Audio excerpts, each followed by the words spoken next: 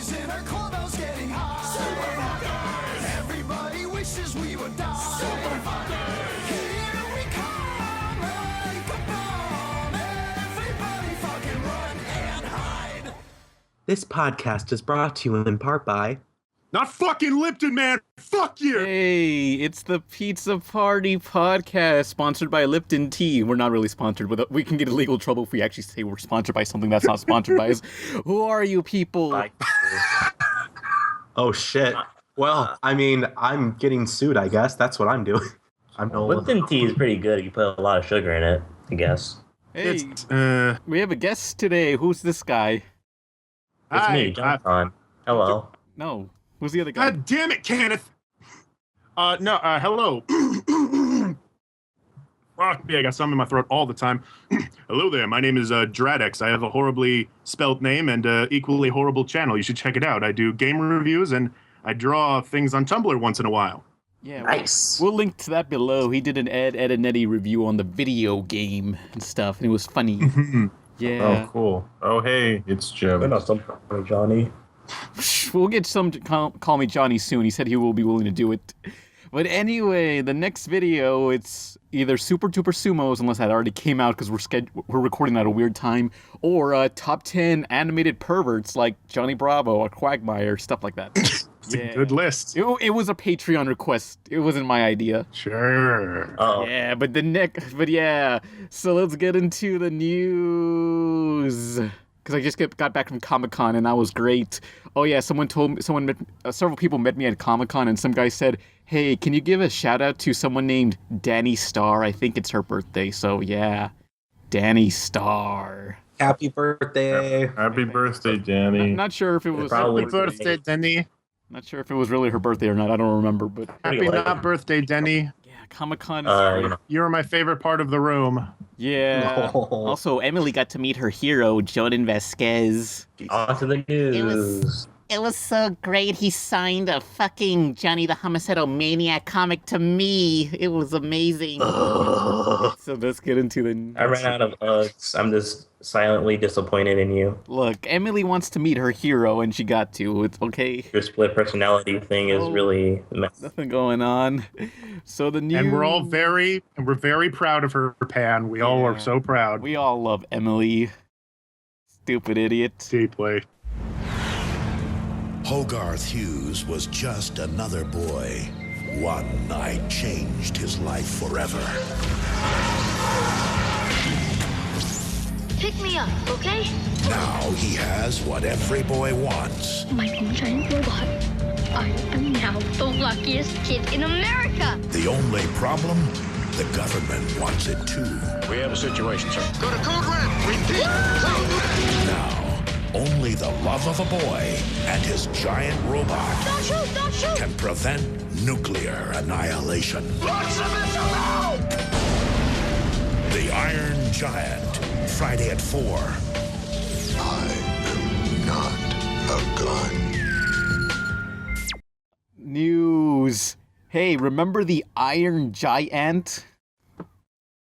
Yes.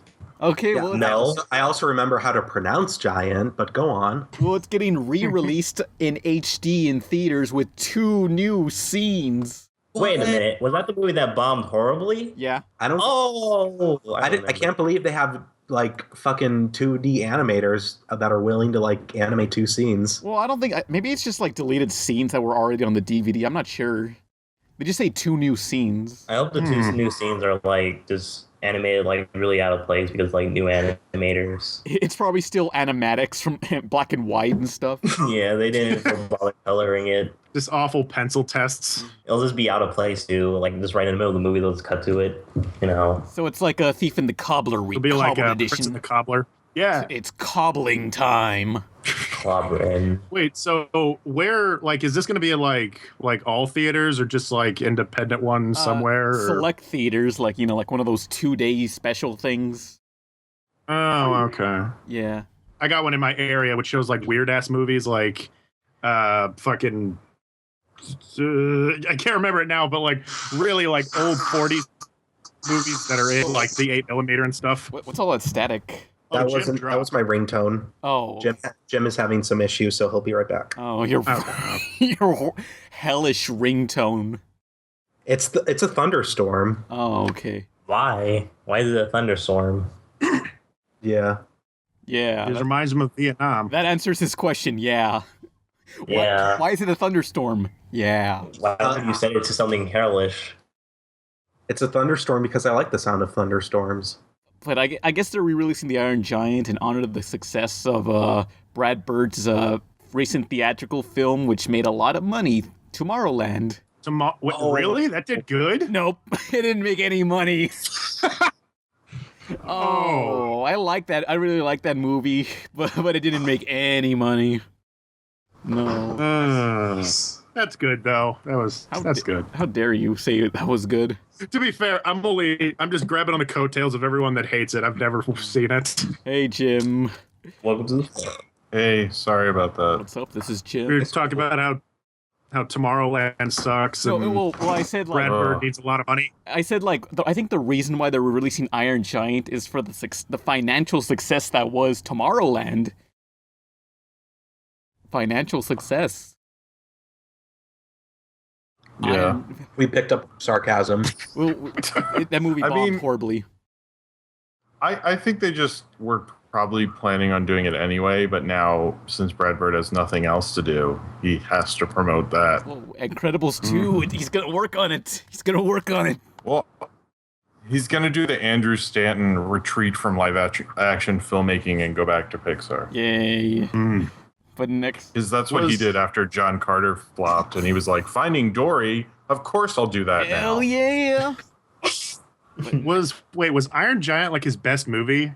I never kept up. I mean, there was... I don't know. I think The Incredibles is his best movie. Yeah. That's just... I mean, he made Iron Giant. I agree with you on that. I mean, like, financially. Oh.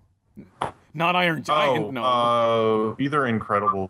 No, not Iron Giant did really bad. Financially, it's either The Incredibles or Mission Impossible. I could look it up on the...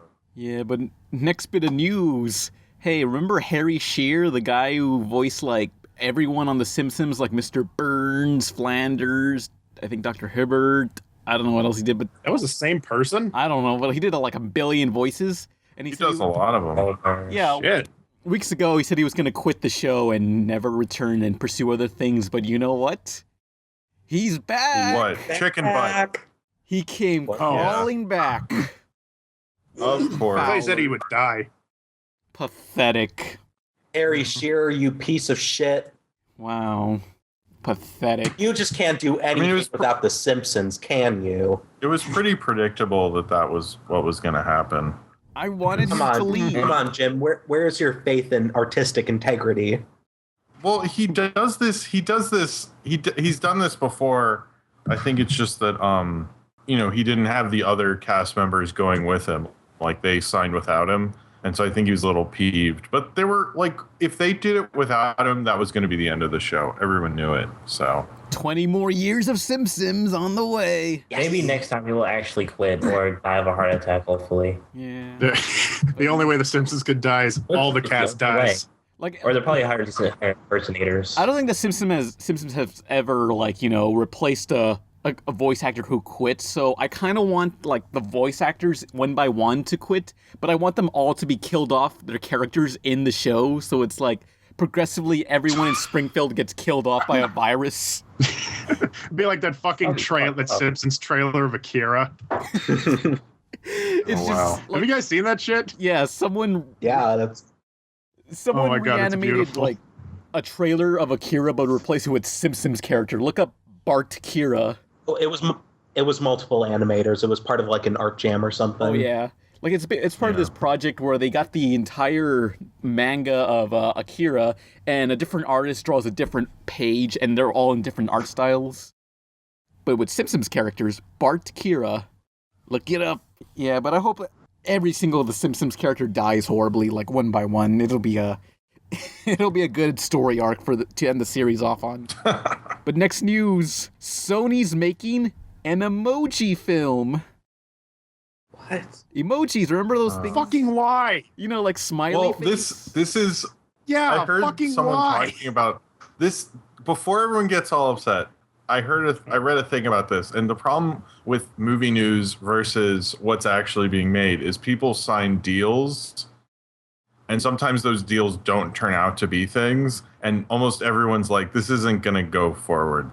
Like, this is just a deal that happened, and someone got paid, but it's not going to happen. So, in actuality, Sony might have bought the movie just so it can't be made, so Sony's making the ultimate sacrifice for the good of filmmaking. From the creators. If you want to put it that way, no.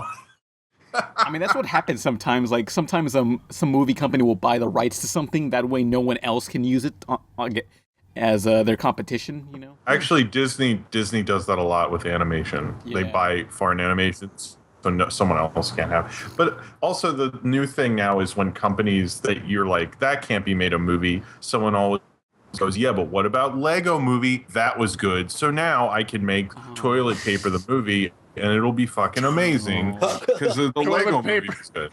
Yeah, but Excuse me, toilet paper. But if Emoji the movie does really happen, like, who would you want to be in the main cast? Like, I kind of want, like, laughing emoji. Oh, Adam Sandler. Adam Sandler. That's not an emoji. I want, like... No. Like, which emoji do you want? Jennifer Lawrence, Humphrey Bogart, Winston Churchill. No. Which I want an internet celebrity cameo, like John Tron. No, which emoji? Which emoji do you want to be like the star of the the character emoji? Like, who do you want the emojis to star? Markiplier, baby. Those aren't the emojis. I want the crying emoji to have a story arc where he becomes the happy emoji. Yes. and he overcomes his good one. Yes. Oh, but he must face like purple devil emoji and skull emoji. I'm gonna hate. And he meets quirky characters like double dancing girl emoji. Yes, the best one. An emo emoji, everybody's favorite. Yeah. They realize that they're all just a part of one big keyboard. Inside Out, but with emojis instead. Hollywood is fucking dead. Deep. But I guess the next news. Hey, so you guys ever seen the WB animation building? They tore down the mural. No. Yeah, there's a mural. You mean the water tower? No, it's like a mural outside the animation studio of Warner Brothers. I'll link to it below. But it basically has all these like Aren't there any Maniacs trapped in there? DC superheroes plastered on the front. You know, it's just like this big mural. And I drove past it one time when I went to Los Angeles. But now they're tearing it down. I assume because all the characters that are on there are on canceled TV shows, so maybe that's why. No, it'll be Adventure Time and Clarence and Teen Titans Go. For some reason, the newer seasons of Steven Universe, at the very beginning, it says Warner Brothers Animation, so I guess maybe Cartoon Network just bought them out. I don't know. Well, not bought them out, but just like, hey. Maybe they decided to just call it that for now on. Well, I think maybe like Cartoon Network's just like, hey, you guys aren't making anything besides Teen Titans Go. Let us use your animation studio. Okay, I guess. Is there any DC animated? Oh wait, yeah, I guess the straight-to-video movies, yeah. But that's about on a somewhat related note. Do you remember when the Animaniacs first premiered and they had this inflatable Yakko Warner on the Warner Brothers tower? No. I remember hearing about that. Were any of you even born when Animaniacs premiered? I was but a fetus. Yeah. Hey, I had 5 sweet-ass years in the 90s, baby. Yeah. Cool. Yeah, and here's the blog that discussed it. I think you can't do that kind of stuff anymore. That might have been the last, because they did like an inflatable King Kong on the Empire State Building, so it looked like King Kong, like in the King Kong movie, in the 70s. And apparently, after a while, they realized it's like incredibly dangerous to have an inflatable. Oh, it was like an inflatable. It was like a big balloon. It was like a big inflatable balloon hanging off the side of the Empire State Building in the 70s. Like, I think it was the 70s. And usually it's pretty illegal because if they fell, it would just do so much damage. Like, that reminds me, like there was this world record, I think, where they released like several thousand balloons into the air, and eventually like the wind carried off the balloons into the path of a helicopter, and the helicopter crashed and went into a lake, and like they couldn't save some of the people because they couldn't discern like who were people's heads and who were just balloons floating on the water? Because there were so many. Oh, that's What? A great that's game. dark, but like hilarious too. It's like a Simpsons. It's like who's the human and who's the balloon? Wait, hold up. I hate to burst anyone's bubble here, but Jim, fuck you. Okay. human heads do not look like balloons. I don't know what fucked up town this happened in. It was Listen, like a billion things, so it's like you can't Rescue tell. workers can't see the difference between a head and a balloon, but can they see why kids love the taste of Cinnamon Toast Crunch? Ooh. What? Remember Cinnamon Toast Crunch? Jim, you just don't get it. You're not a kid anymore. Cinnamon Toast Yeah, Crunch is the best. I actually have been eating Cinnamon Toast Crunch for breakfast all this week, so I totally What get the it. fuck, Jim? That's not for you. It's not for you. Neither is Tricks. It's not tricks. It's not fucking tricks. All right. Yeah, Tricks is only for kids. It's over, Jim. It's over. Don't judge me. I'll eat what cereal I want. I'm an adult. I paid for it. It's over. Okay, I didn't pay for it, but I stole it and no one noticed me, so it's fine. Don't worry about it. Me and my coworker were talking about cereal, and I made a joke about how Trix is for kids, and he's like, the reason that they're balls now is because we grew up and they're still the like fruit shapes, but we can't tell because we're adults. I was like, oh shit, that's so deep. Oh. Whoa. That's like the Polar Express. What? Yeah, that was a movie. Because Tom Hanks is involved. It makes sense. Don't worry about it. Oh, okay. I don't even get that reference. Because at the end of the Polar Express, he gets a bell from Santa's sleigh, and if you can hear the bell, it means you believe in Santa, and when you get older, you can't hear it anymore, because not only have you lost your hearing, but you don't believe in Santa. So parents are just like, throw it out. Who the fuck cares? They're like, I can't hear it, but the dog's freaking out. What's going on? Okay, but my question is, if you fucking met Santa and you sat on his fucking, like, okay, we're going to assume it's his lap, even though it's very obvious it's something else. It's time we sit on Santa's lap and hard. It's time to sit on his lap and his Yule log. Hey. Oh yeah. But yeah, and he was like, listen here, you little fucking shit stain. Here's your goddamn bell. If you hear it, it means you believe in me. Well, he got it. You have to read the book, man. It's like... Oh, shut the fuck up. Reading? I'm not gonna read. You can hear tell me that if you got a bell from Santa and you, like, stopped hearing it, oh, Santa's not... You fucking sat on his lap in his fucking Yule log. You believe in him. Did it mean nothing to you? No, well, in the Polar Express, he goes to, like, Santa's village city of elves where he makes all these elves do slave labor, and then all these kids are there, and he personally gives the kid the bell, and like the special person is the one kid who gets a present from a personal present from Santa. The others are impersonal presents. That's sorry to break it to you, kids, but Santa doesn't care when he buys you your games for your Xbox game. It's just a gig, kids. He doesn't like you.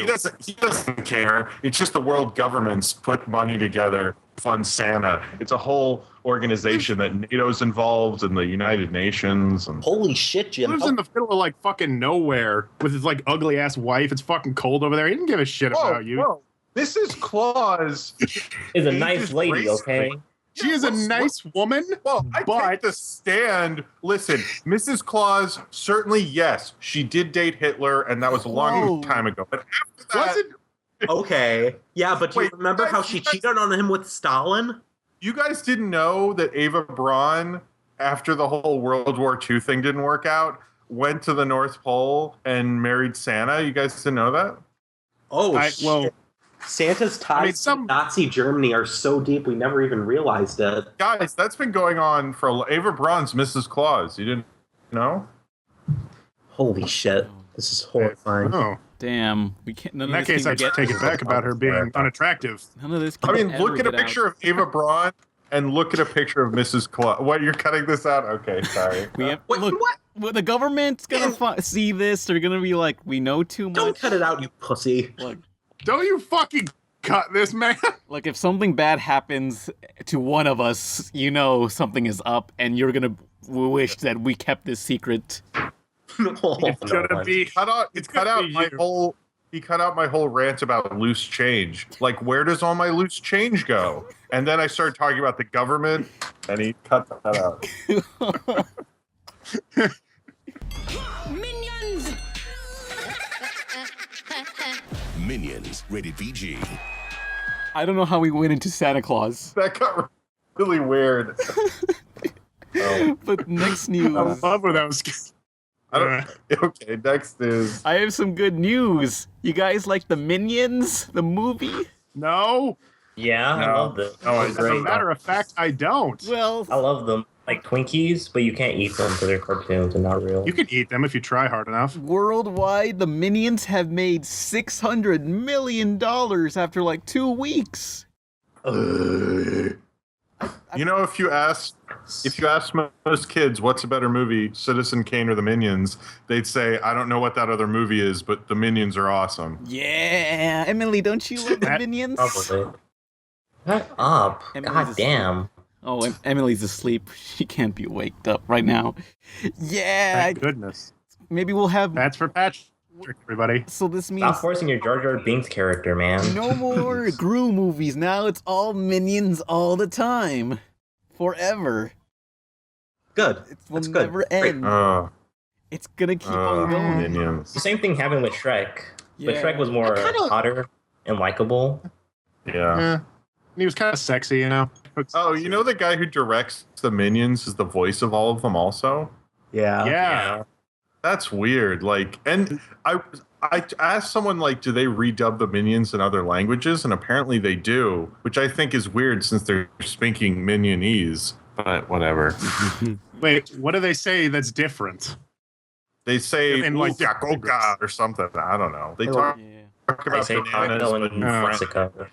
Oh, but speaking of Shrek, like, at Comic-Con, someone was telling me about Shrek and, like, the pre-production of it, like, stuff before Chris Farley was involved. So, apparently, Shrek was going to be a Disney movie. Like, they tried pitching it to Disney, but they thought it was too crude for them, and then they tried making it a motion capture film, which they tested the motion capture film aspect with, like, 9 people, and then once it was done, they fired everybody and just gave up on that idea.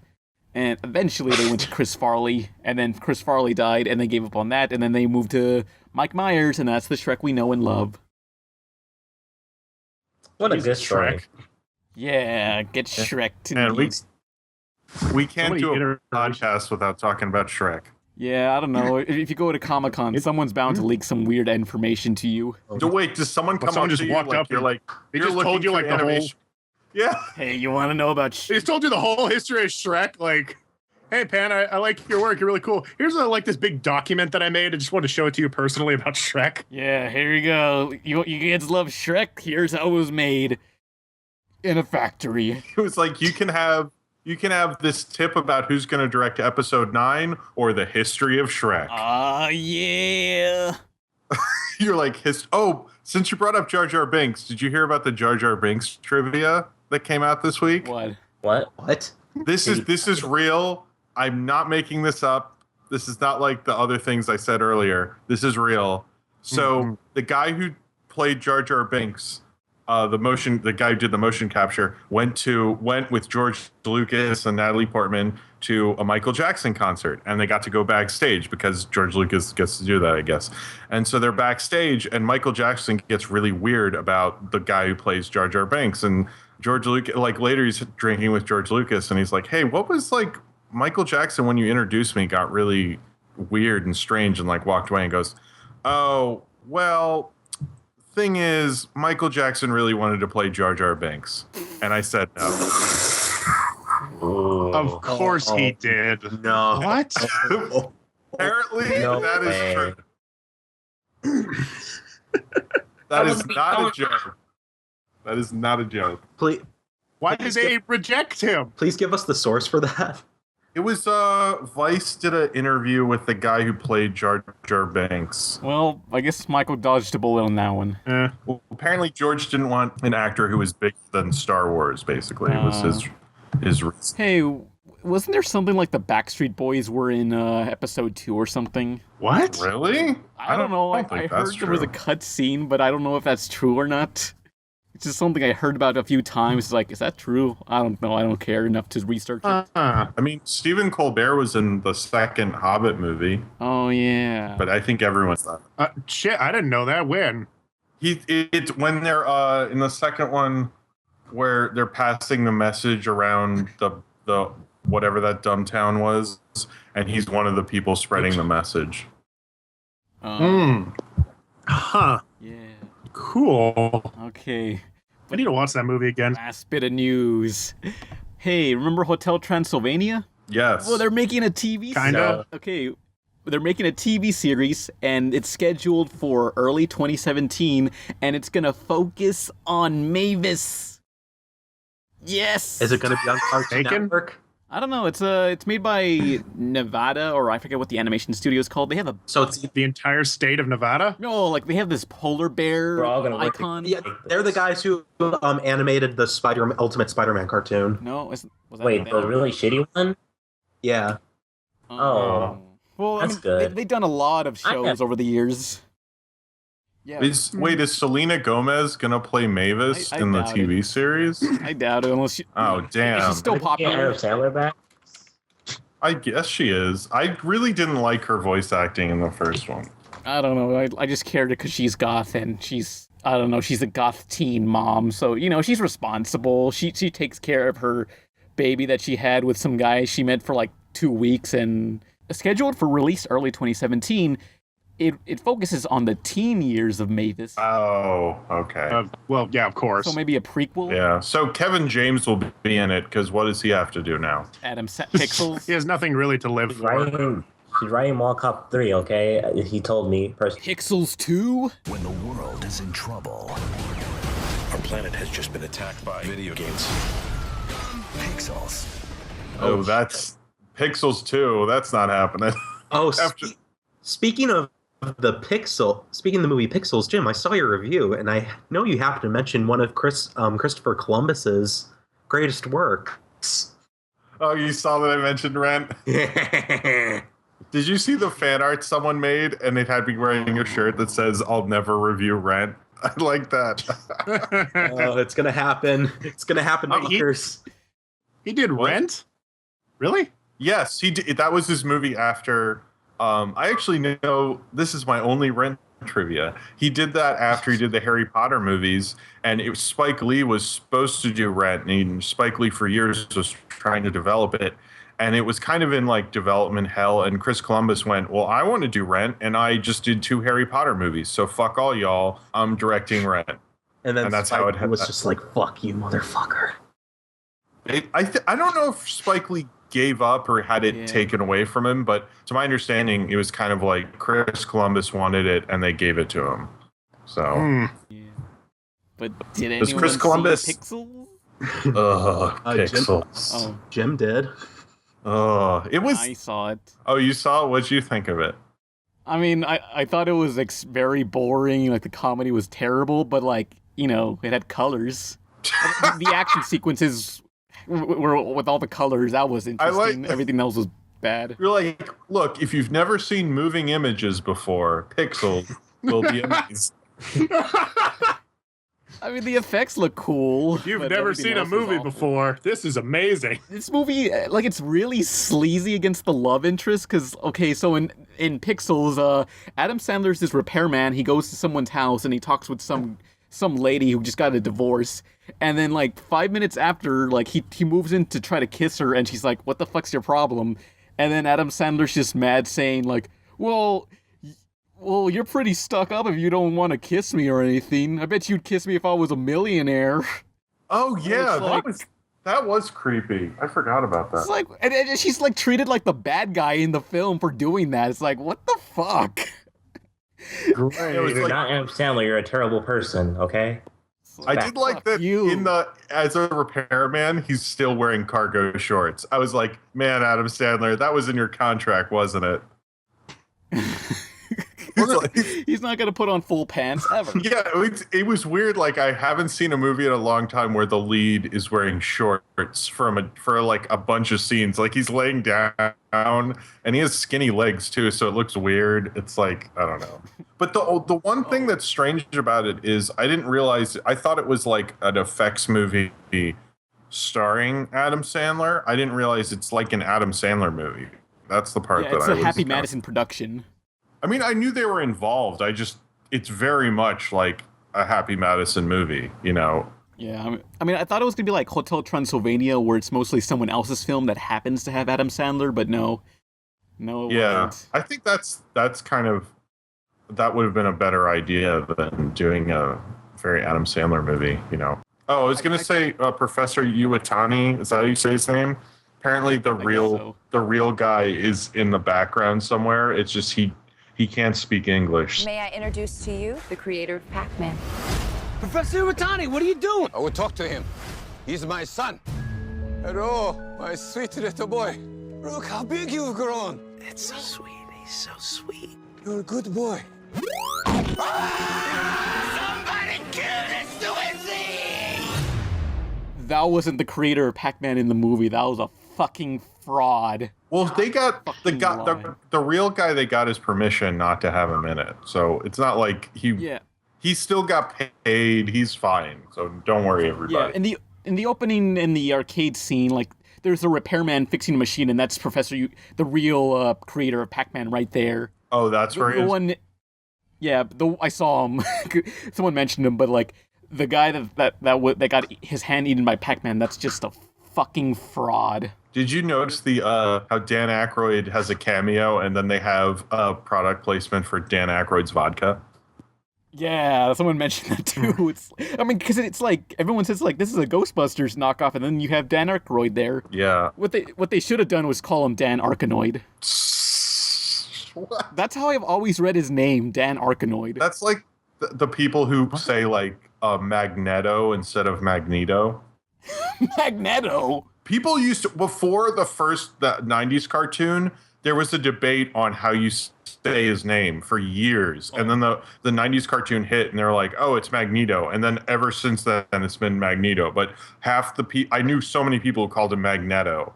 And they'd say, what? It's spelled that way. And I'd look at them like, I mean, I guess so if you're dumb, but... That was also a real thing.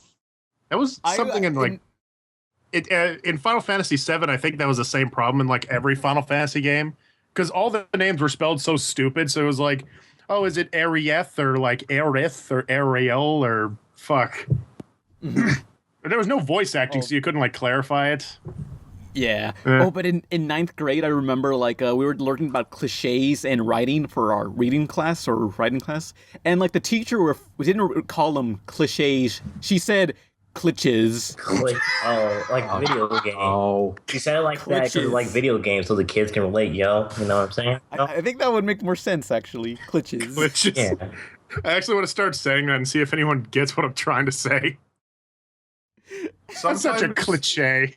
I actually say the lead singer of Radiohead's name. I always call him Thom Yorke, and oftentimes no one will correct me, but it's half a mispronunciation. It's half me mispronouncing something, but it's also a Mystery Science Theater joke that I've kept going throughout my life for years. I still get comments saying, "Hey, that's not how you pronounce Cowboy Bebop," and I always say Cowboy Beep Boop.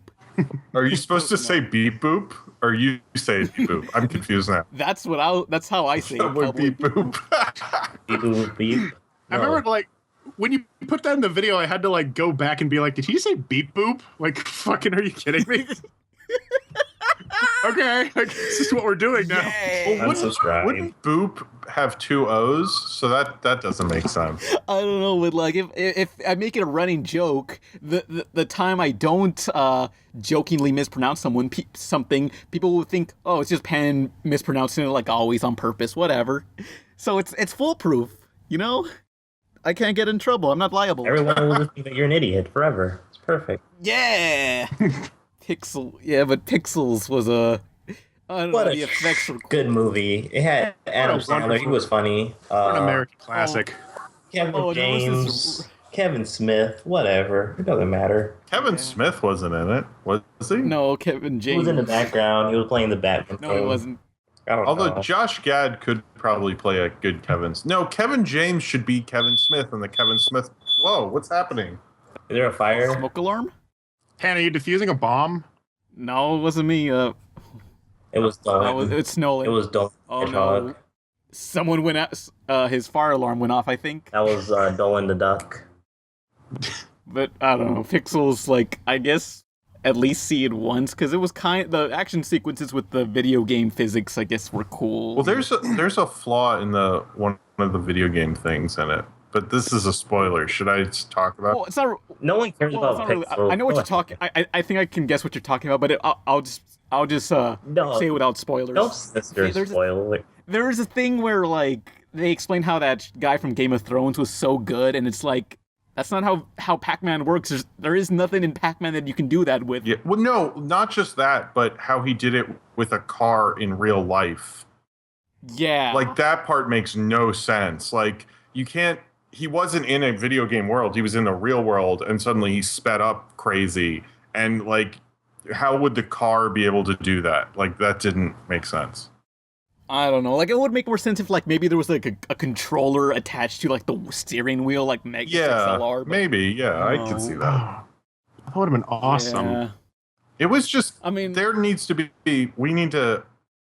someone needs to make a good video game movie. It's just kind of upsetting.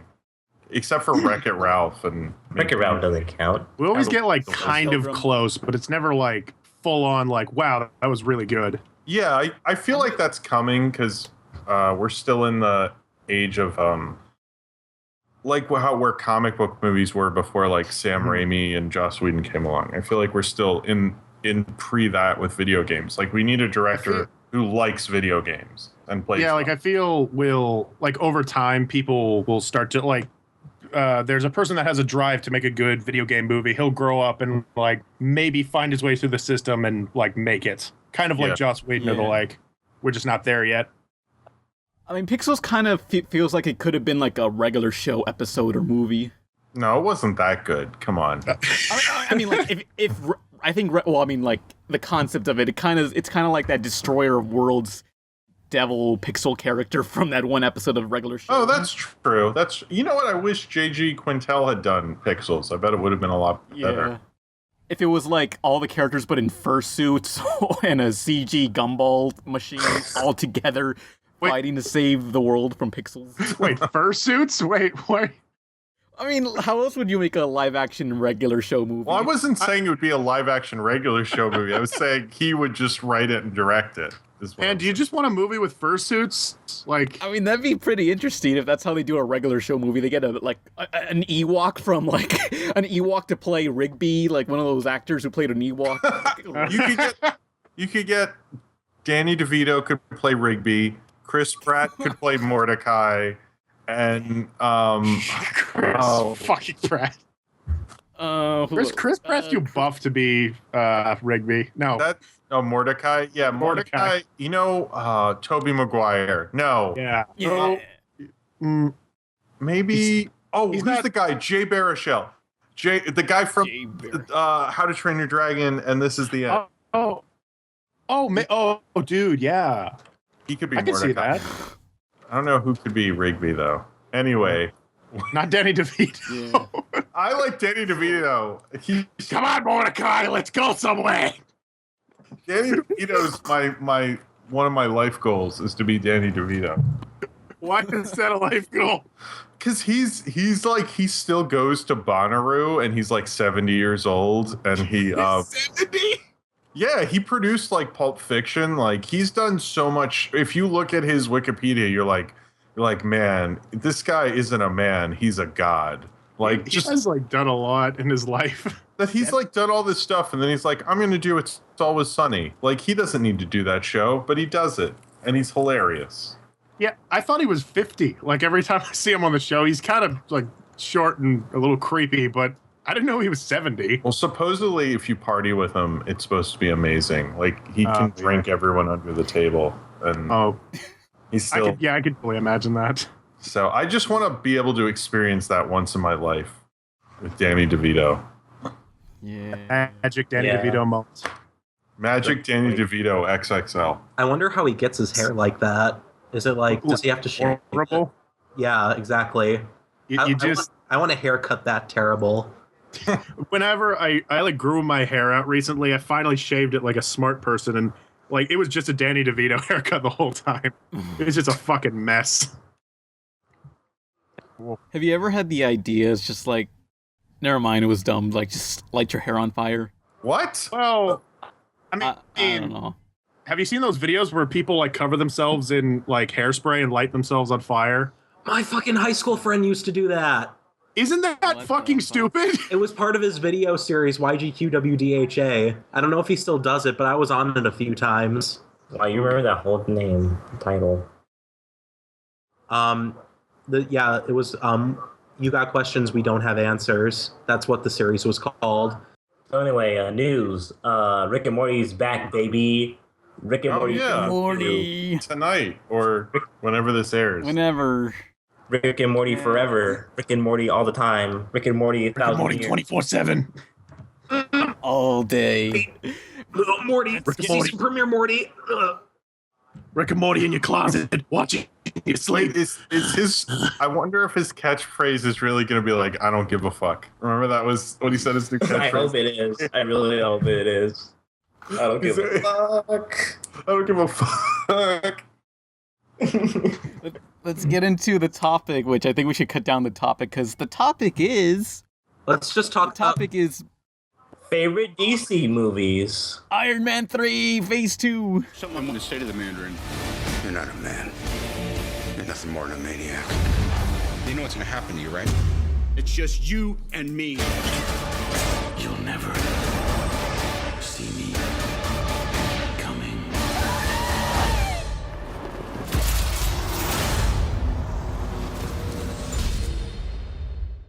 Phase Marvel's 2, Part Phase 1. 2. Phase 2, Part 1, yes. Iron Man 3, what you guys think of Iron Man 3? Ant-Man fucking sucked. I Man. am mixed about Iron Man 3 because on one hand, I really like the Mandarin. On the other hand, I don't like the real Mandarin. Oh no. I like mandarins. Okay, the plot of Iron Man 3, Iron Man picks a fight with some guy over a TV and they blow up his house and Iron Man lands in some nobody shithole town.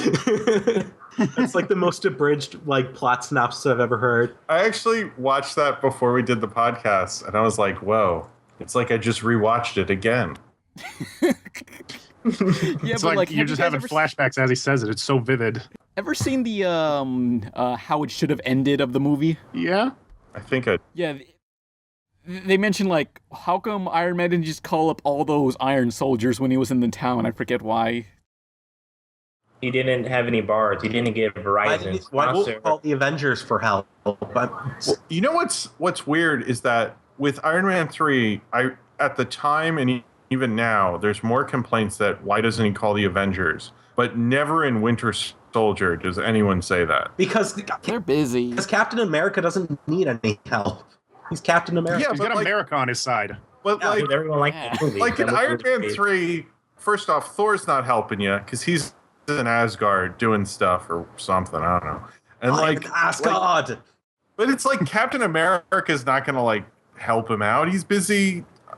I don't know what he's doing, but He's an asshole who wants to help Iron Man. that's probably true. But Yeah. there were a lot of complaints about that at the time. Like, where are the Avengers? Why don't they help him?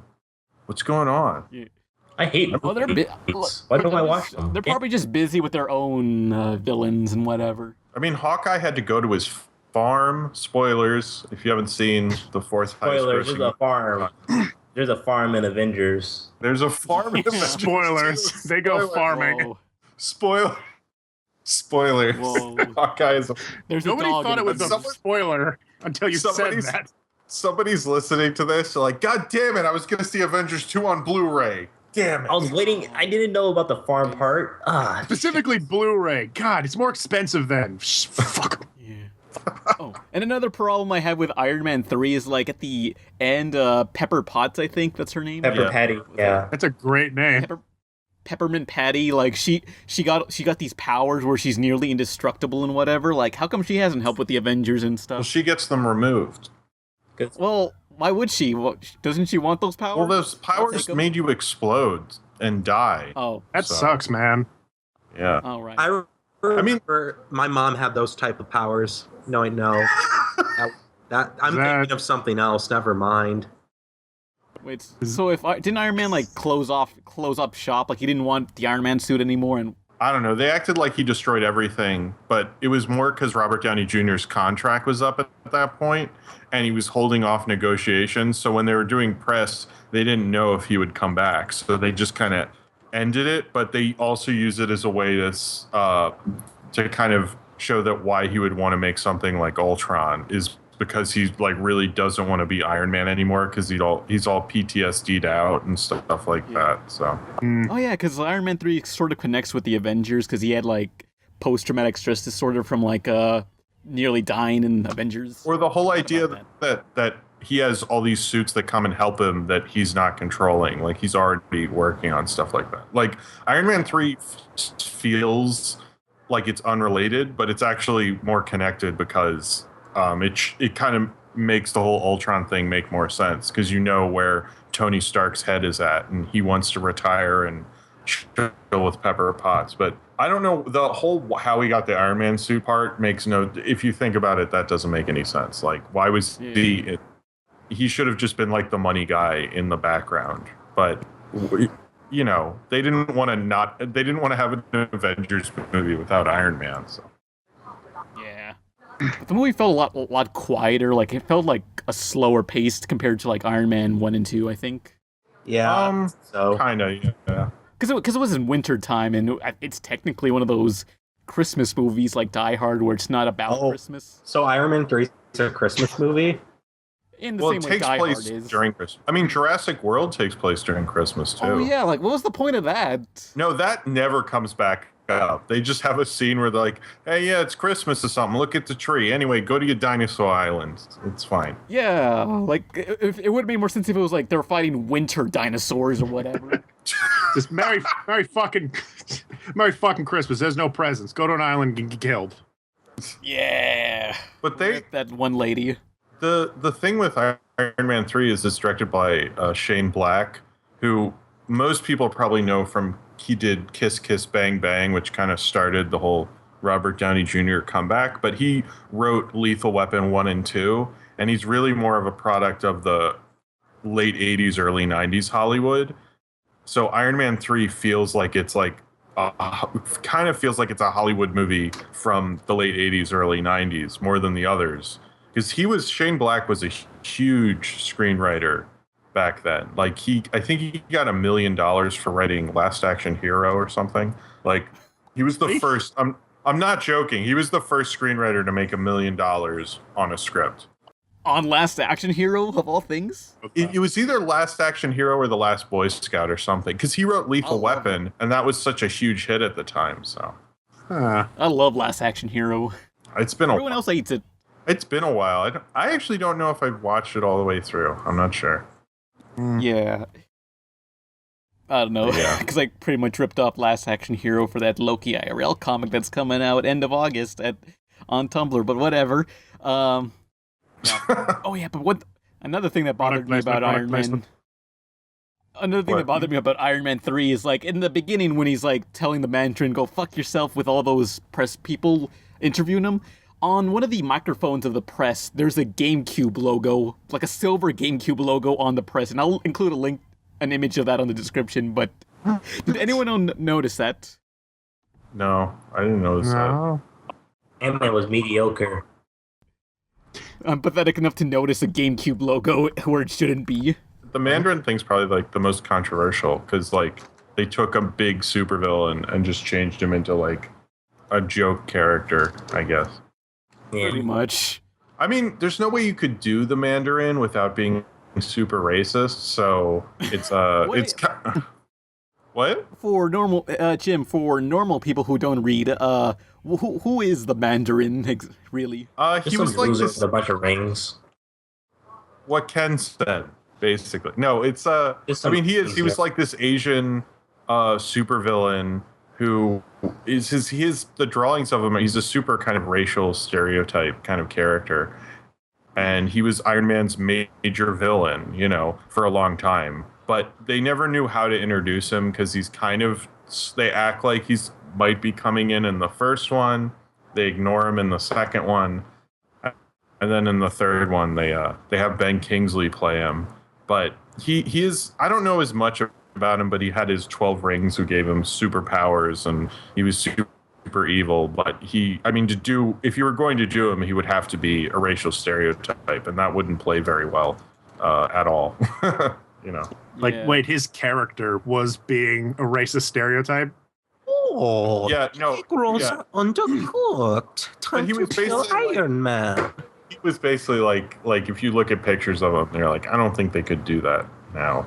Does he have is it like the 50s, like one of those weird cartoons from the 50s where he just has buck teeth and like giant glasses, squinty eyes? Oh, yeah. Oh, that's the problem. I mean, they tried to evolve him and make him less racist, but it's kind of like, at the time I was disappointed that they kind of just took away the Mandarin, but I'm also watching, like, when I rewatched it today, I was like, I don't know if there's any other way you could do the Mandarin, because it just doesn't. Certain parts of these characters who last for 50, 60 years just can't evolve, and you just kind of have to move on from them. And I think Mandarin you have to move on from. So, Ant-Man was boring. But what?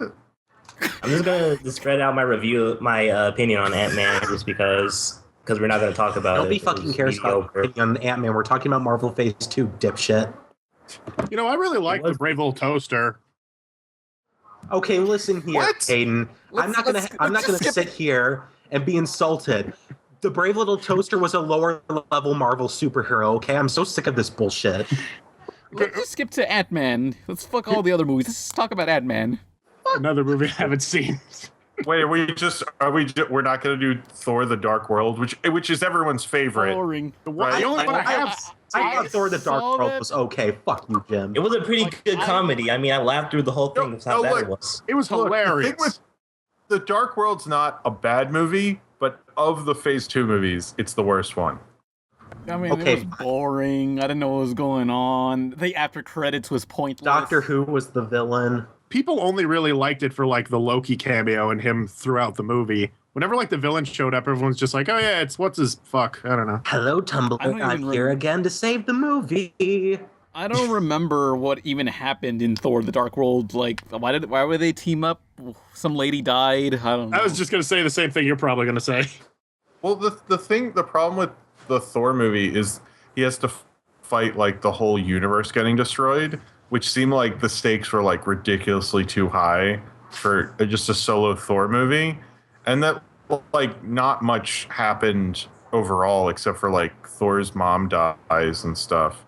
And like apparently that was like a criticism at the time, but then the third Thor movie apparently like all sorts of shit's going down and lots of people are going to die. And I think that's probably because everyone was like, the second one was a little weak in terms of ramifications afterward.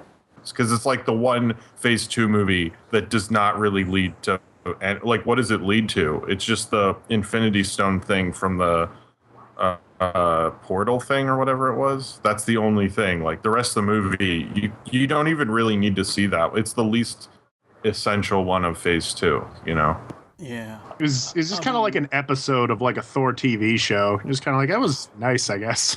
Well, that's like all the Marvel stuff is kind of made like TV. Well, they have connecting threads at least. There wasn't much like on a grand scale in that Thor movie. No, not really. No. Yeah. But I don't know. There's one scene that I kind of liked in Thor: The Dark World. There was a scene where all these kids were in a warehouse and they were experimenting with the physics that were screwed up in real life. And that was kind of like a scene in if anyone saw the Animatrix.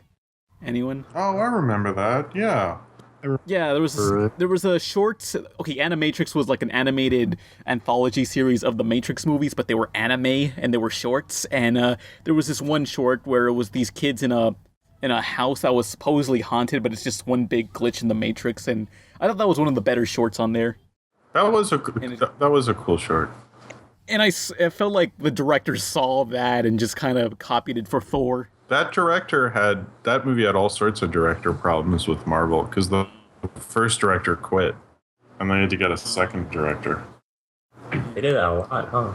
That seems to be happening a lot now with them. Anything else to say on Thor, the Dark Horror? Well, I guess that both Iron Man 3, Thor, The Dark World, and Captain America are all based on certain comic book arcs, which is kind of different from the previous Phase 1 where they're based on like all these like tons of issues, which is probably why at least Winter Soldier is so much better, is like so good because it's based on like just a certain amount of issues, you know. Same with Iron Man 3 is based on I think Extremis, which was like a Warren Ellis comic about Iron Man run, and Thor: The Dark World I think is based on a Walt Simonson storyline, which they don't adapt very well at all, but you know, like if you look at the supervillain that I think is Malekith or something, I think something that's close his name.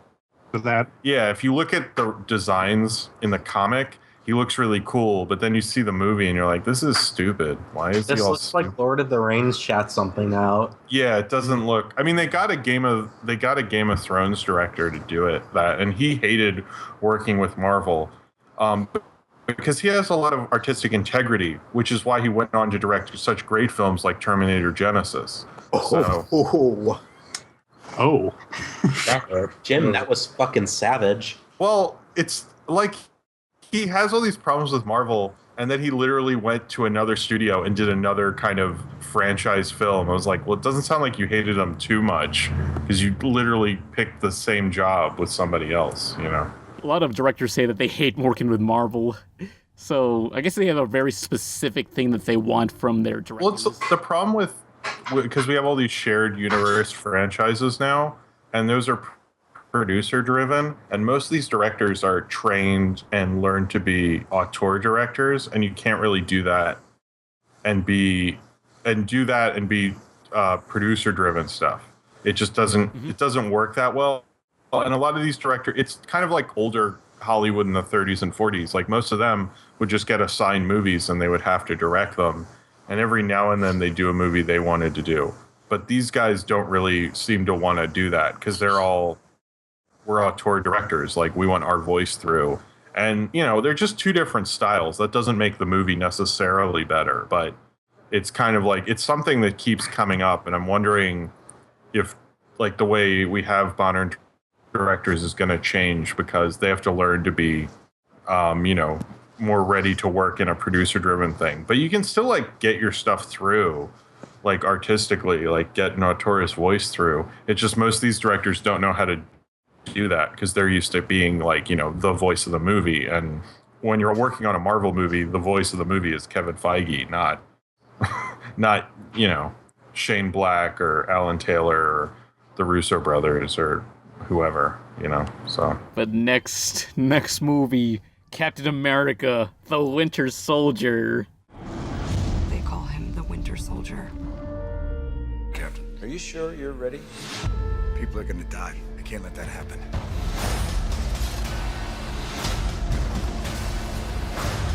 No, it's personal.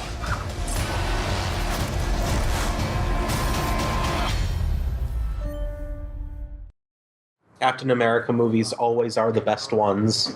Wait a second. These aren't cartoons. Yeah, fuck you, Ken. Shut up. So, like Captain America. We're an animation podcast, but it's comic books, so it's colorful, so it's okay, you know? A lot of people say that the reason why the Captain America movies work better is because they're just so different. Like, 1 and 2 are very different from one another. It's not like a repeat like Iron Man 1, 2, and 3, and Thor. Yeah. They actually feel different.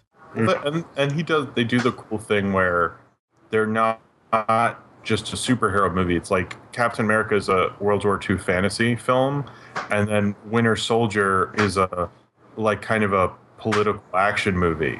So it's like they're not just superhero movies. They're like really influenced by another genre. That's kind of the thing I didn't love about Ant-Man is if it had been more of a heist movie. It's like it kind of like gets you. It's kind of a cool little riff to play on, you know. Also, make it not boring. Yeah. Yeah, exactly. If it was like Ocean's 11, but with Ant-Man. Yeah. Could have worked. I thought that's what Ant-Man was going to be. I thought it was going to be a heist movie with a superhero movie. I thought that was going to be cool. And like it was just a origin story instead. But that's what makes Winter Soldier so cool is it's like, you're like, oh, cool. I haven't seen a political action movie since the 90s. This is kind of neat, Mm-hmm. Yeah, I mean, I think, Winter Soldier had like the most action of all the other films, and I think it's the best for like people with short attention spans. So And the story was good. Like it has a decent story, and it's like I've heard it called the best Marvel movie because it represents everything they can do, and it's like they'll have like some serious political stuff, and then they threw that guy off the building, and while he's falling, Black Widow and Captain America are like riffing and making jokes about who he should go out with, and then they come right back to threatening the guy to find that information. It's like they've really balanced it very well. Yeah, and Nick Fury does something. That's true. Yeah, Nick Fury's like. I have nothing to add. Why did you not see it, or you don't remember? I don't know, Jim. You're like giving all these intelligent like criticisms on the movie, and I'm just saying, yeah, Nick Fury was good in that movie. Yeah, I like the colors. The colors were nice. I like Pixel. It had the color red in it. I've overread about all these movies. So like when you're like it's phase 2, I was like, oh, no problem. I've got this on lock. I've read way too much about these movies. Sorry. Anyway, going back to postmodernism and how it reflects with the superhero dynamic. No, I wasn't ready to do that. Sorry. I still have no idea what postmodernism even is. I mean, not to get off track. No, what it is it's basically like you take two old things to make a new thing. So like a remix is postmodern. Okay. Does that make sense? All right. Or like you take it's like taking a bunch of ideas and combining that have already been established and combining them. Like Star Wars is a great postmodern example because you take Akira Kurosawa movies, you take Hollywood westerns, you take space serials from the 30s, you mix them all together, and you make Star Wars. Rent is postmodern. Shut the fuck up, Nolan. You're right. Rent is postmodern. That is true. Shit, son. Hey, remember the judge? The judge. Why are we just referencing movies I hate? Let's just bring up all our inside jokes. Hey, Kmart. Anyone Is Strange Magic a postmodern masterpiece? Only time will tell.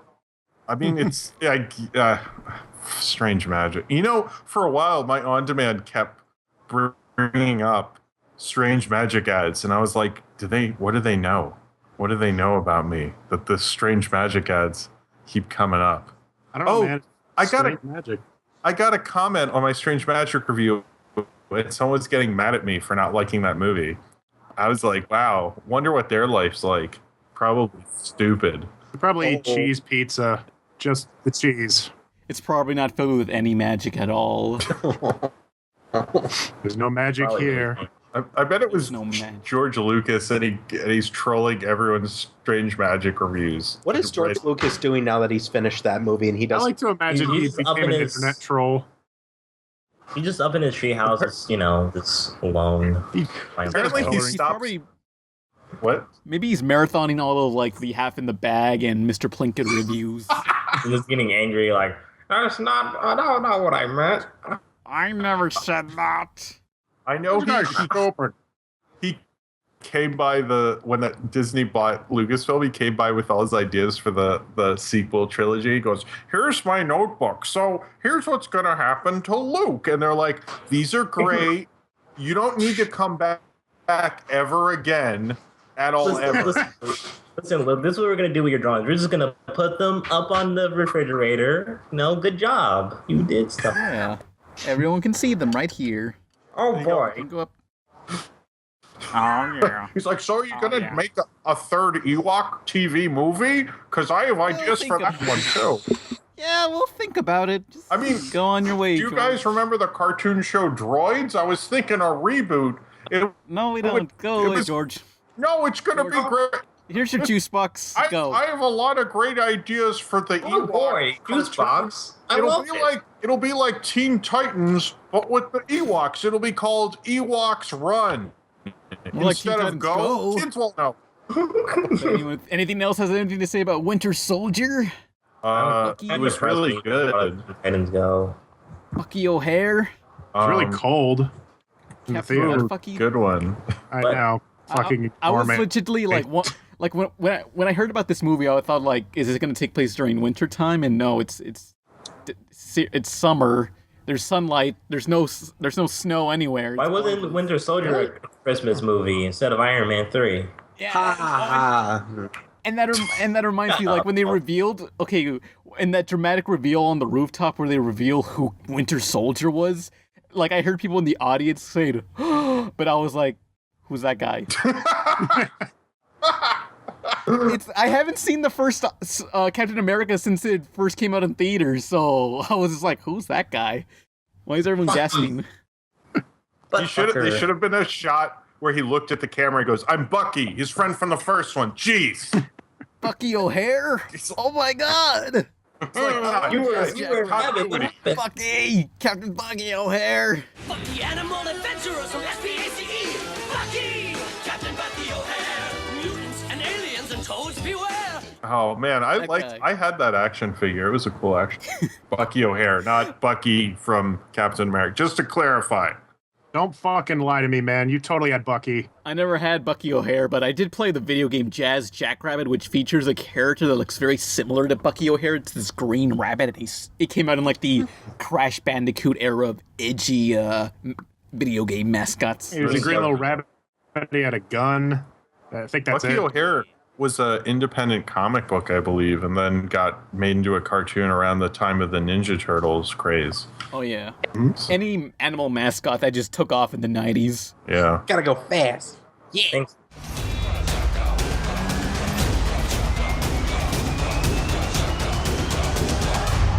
They call themselves the Guardians of the Galaxy. What a bunch of a-holes. Hooked on a feeling. I'm high on believing.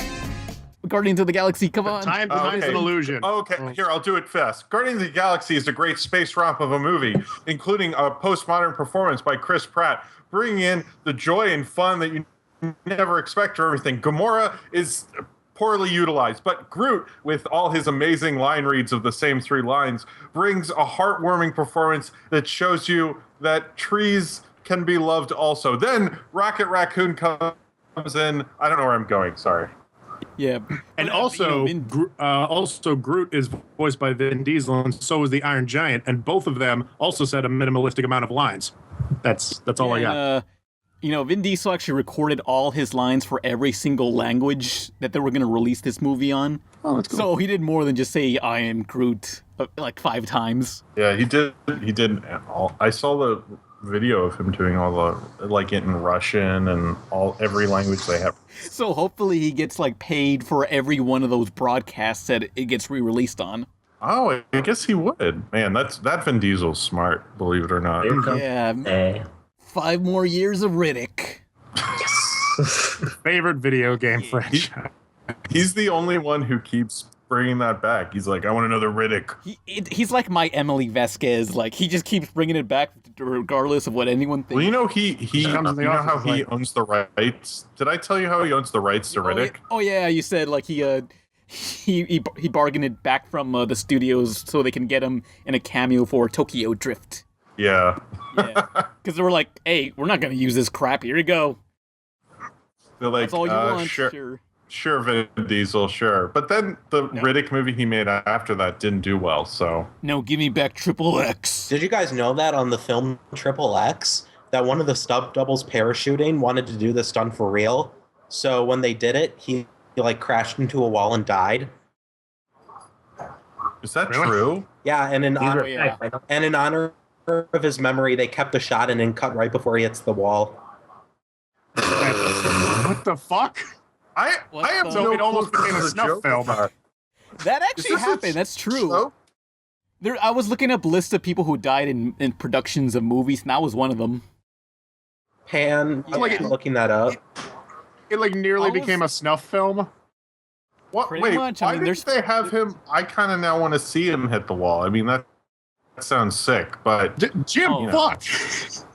There's Sorry. actually this. There's I this really website want him to called die, and I want to There's see this it. website called the Lost Media Wiki, and there's like events where someone shooting a film or something died while the camera was rolling, and people were like trying to find footage of that somewhere in the world.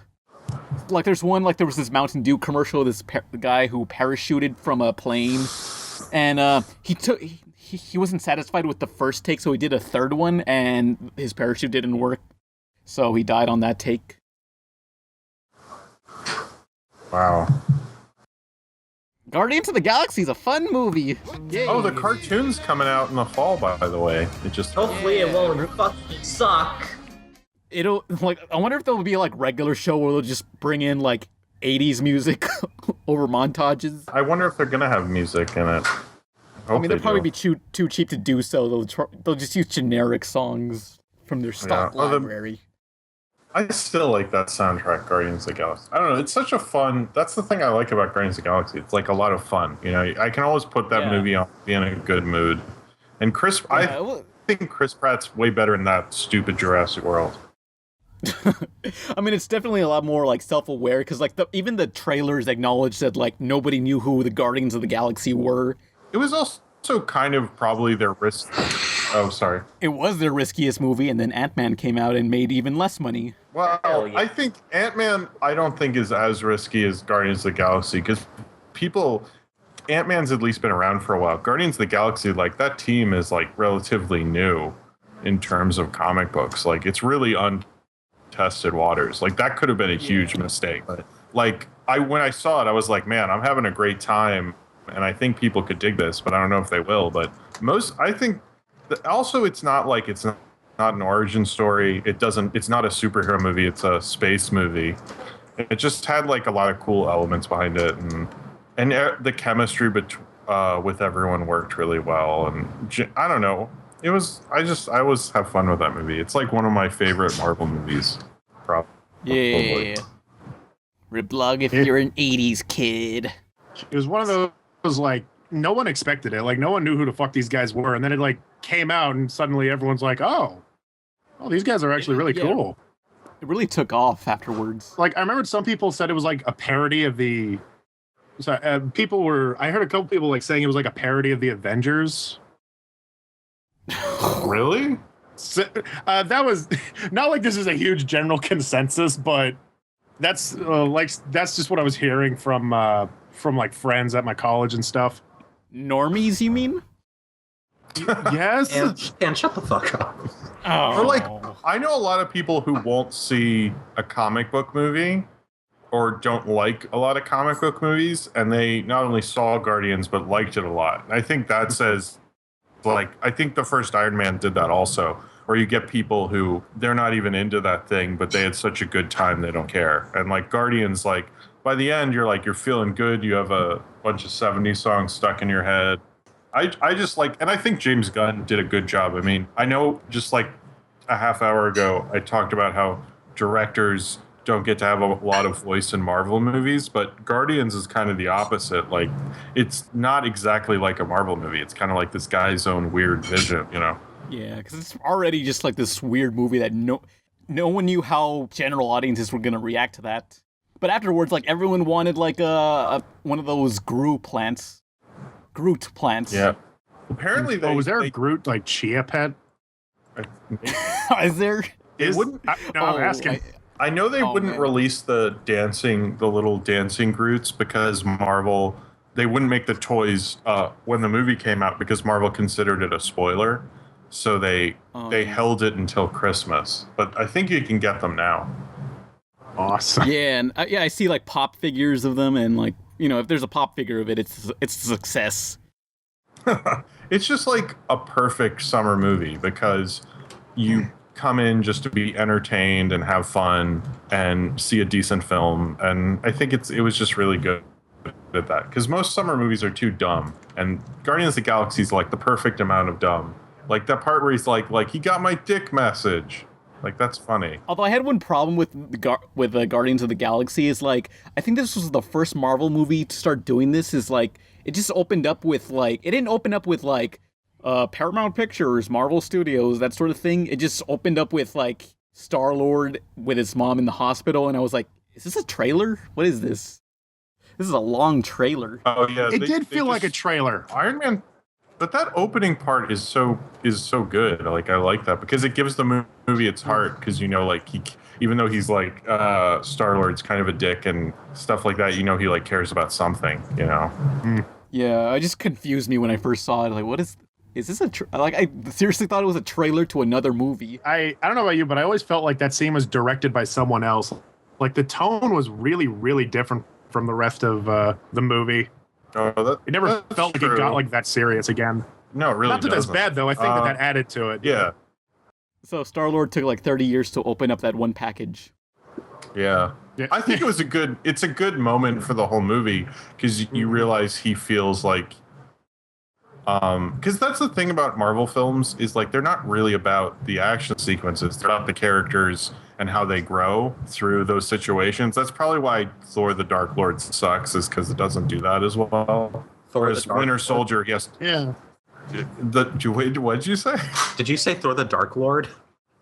I thought I said world, but maybe I said Lord. Anyway, but so like Iron Man 3 is about him growing, and then Guardians is about like him realizing like he could save the Earth, and at the end he's like, okay, I can open this, and like his people are always like, I always encounter people who are putting down like big blockbuster movies, and like there's a lot of times where I agree with them, but with Guardians it's like it's really a character piece. Like you just meet this group of people who are trying to like do the right thing and, you know, try to save the world, but it's like you really get to know, like I felt really attached to them at the end of the movie, you know. And that's like kind of a cool thing. But I like it when Hollywood movies can like, you feel like you're one with them, even though if I met them in real life, they're like, stop touching me, get away. They're a bunch of assholes. It was, yeah.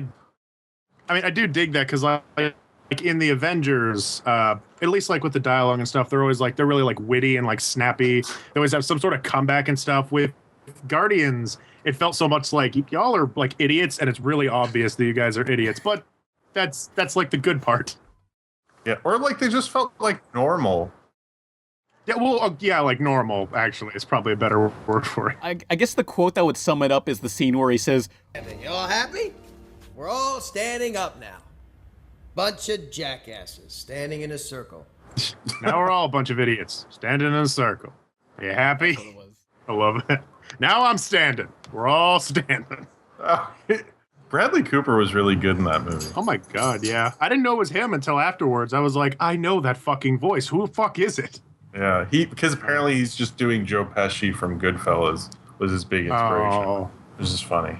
Oh yeah, he did a great job. I was for some reason, I don't know why, but I got surprised when they started doing like expanding the character of Rocket. Like, I don't know why, but I just saw this crying raccoon all of a sudden, and I'm like, oh, okay, we're doing this now. All right, sweet, a crying raccoon. I can get behind this. Well, I thought that worked because you need to know, like, you know why Gamora and Star-Lord want to do this, like what it means to them, and Drax is like very obvious about what he wants, but like when he talks about how he's like an experiment and all this stuff, you kind of get his whole arc, you know. I don't know why I wasn't really expecting him to have an arc, and that's why I think he's probably my favorite also, because he was like this awesome like ass-kicking raccoon, and he's a really ridiculous concept when you think about it, but there's like this kind of logical backstory that makes you buy it, and you go like, oh, well now it's awesome. Yeah. So anything else about Guardians? No. Just that I love it, and it's I like that there was a Chris Pratt like always makes everything just a tinge bit more funny, and that's awesome. Yeah. Yeah. And now he's gonna be Indiana Jones. Well, we don't know that. We don't know What? that. Wait, I don't know. I heard someone say, "Hey, they're gonna make an Indiana Jones." Apparently, better fucking not. they're considering asking him, but he hasn't formally been asked, I guess. Well, if not, we can still get Shia LaBeouf, like, continue the series. Okay, moving on to the next movie. Harrison Ford's still there. Yeah, still going on adventures. Shia LaBeouf can use his greaser styles to collect things from museums or something. They could pull out Harrison Ford's shambling corpse and jiggle him around like a puppet. There is the rumor that Harrison Ford was like, I'll do Han Solo if you let me have another chance at Indiana Jones. Or no way. That's the rumor. Okay, no, but like, Oh, I when you said dance around his corpse, I just imagined they taxidermy him and make him an animatronic, like a Disney. Five Nights at Freddy's. And then they're like, "See, look, we're using animatronics again, guys. See, it's great." Oh, Yeah, the return to practical effects. that's horrible. It's Like really- a Weekend at Bernie's, just like Oh his yes. body Oh, I kind of want it. puppeteering at its finest. When are they gonna reboot Weekend at Bernie's? We've all been. They'll make it a grim, dark reboot where it's just like his body's decaying and they're just like trying to hide his body, but I don't know. They have to carry him around just to get through situations so no one suspects a thing. I would love if like if the subplot was that the body was also decaying, so then it would have like this gore factor to it.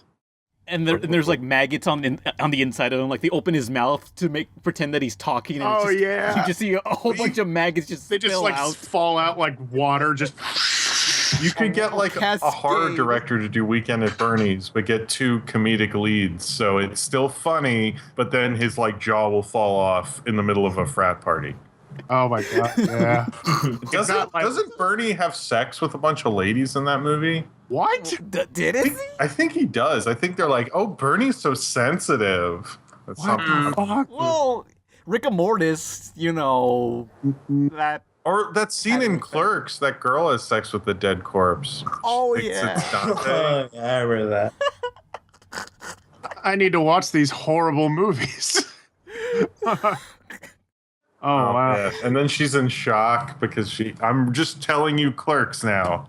I just ruin all sorts. Go watch Clerks. That reminds me, like, I bought Clerks at a thrift store a few years ago on a VHS, and, like, when you pop into the VHS, like, it just started on, like, the scene where they talk about 37 dicks, and before someone sold that, they had to watch that scene one last time before they give it away.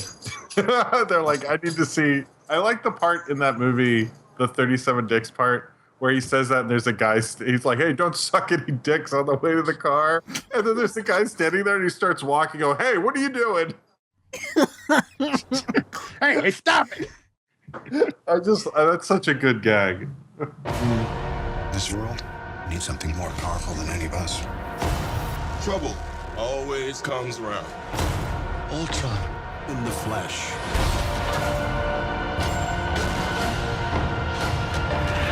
I'm gonna tear you apart from the inside.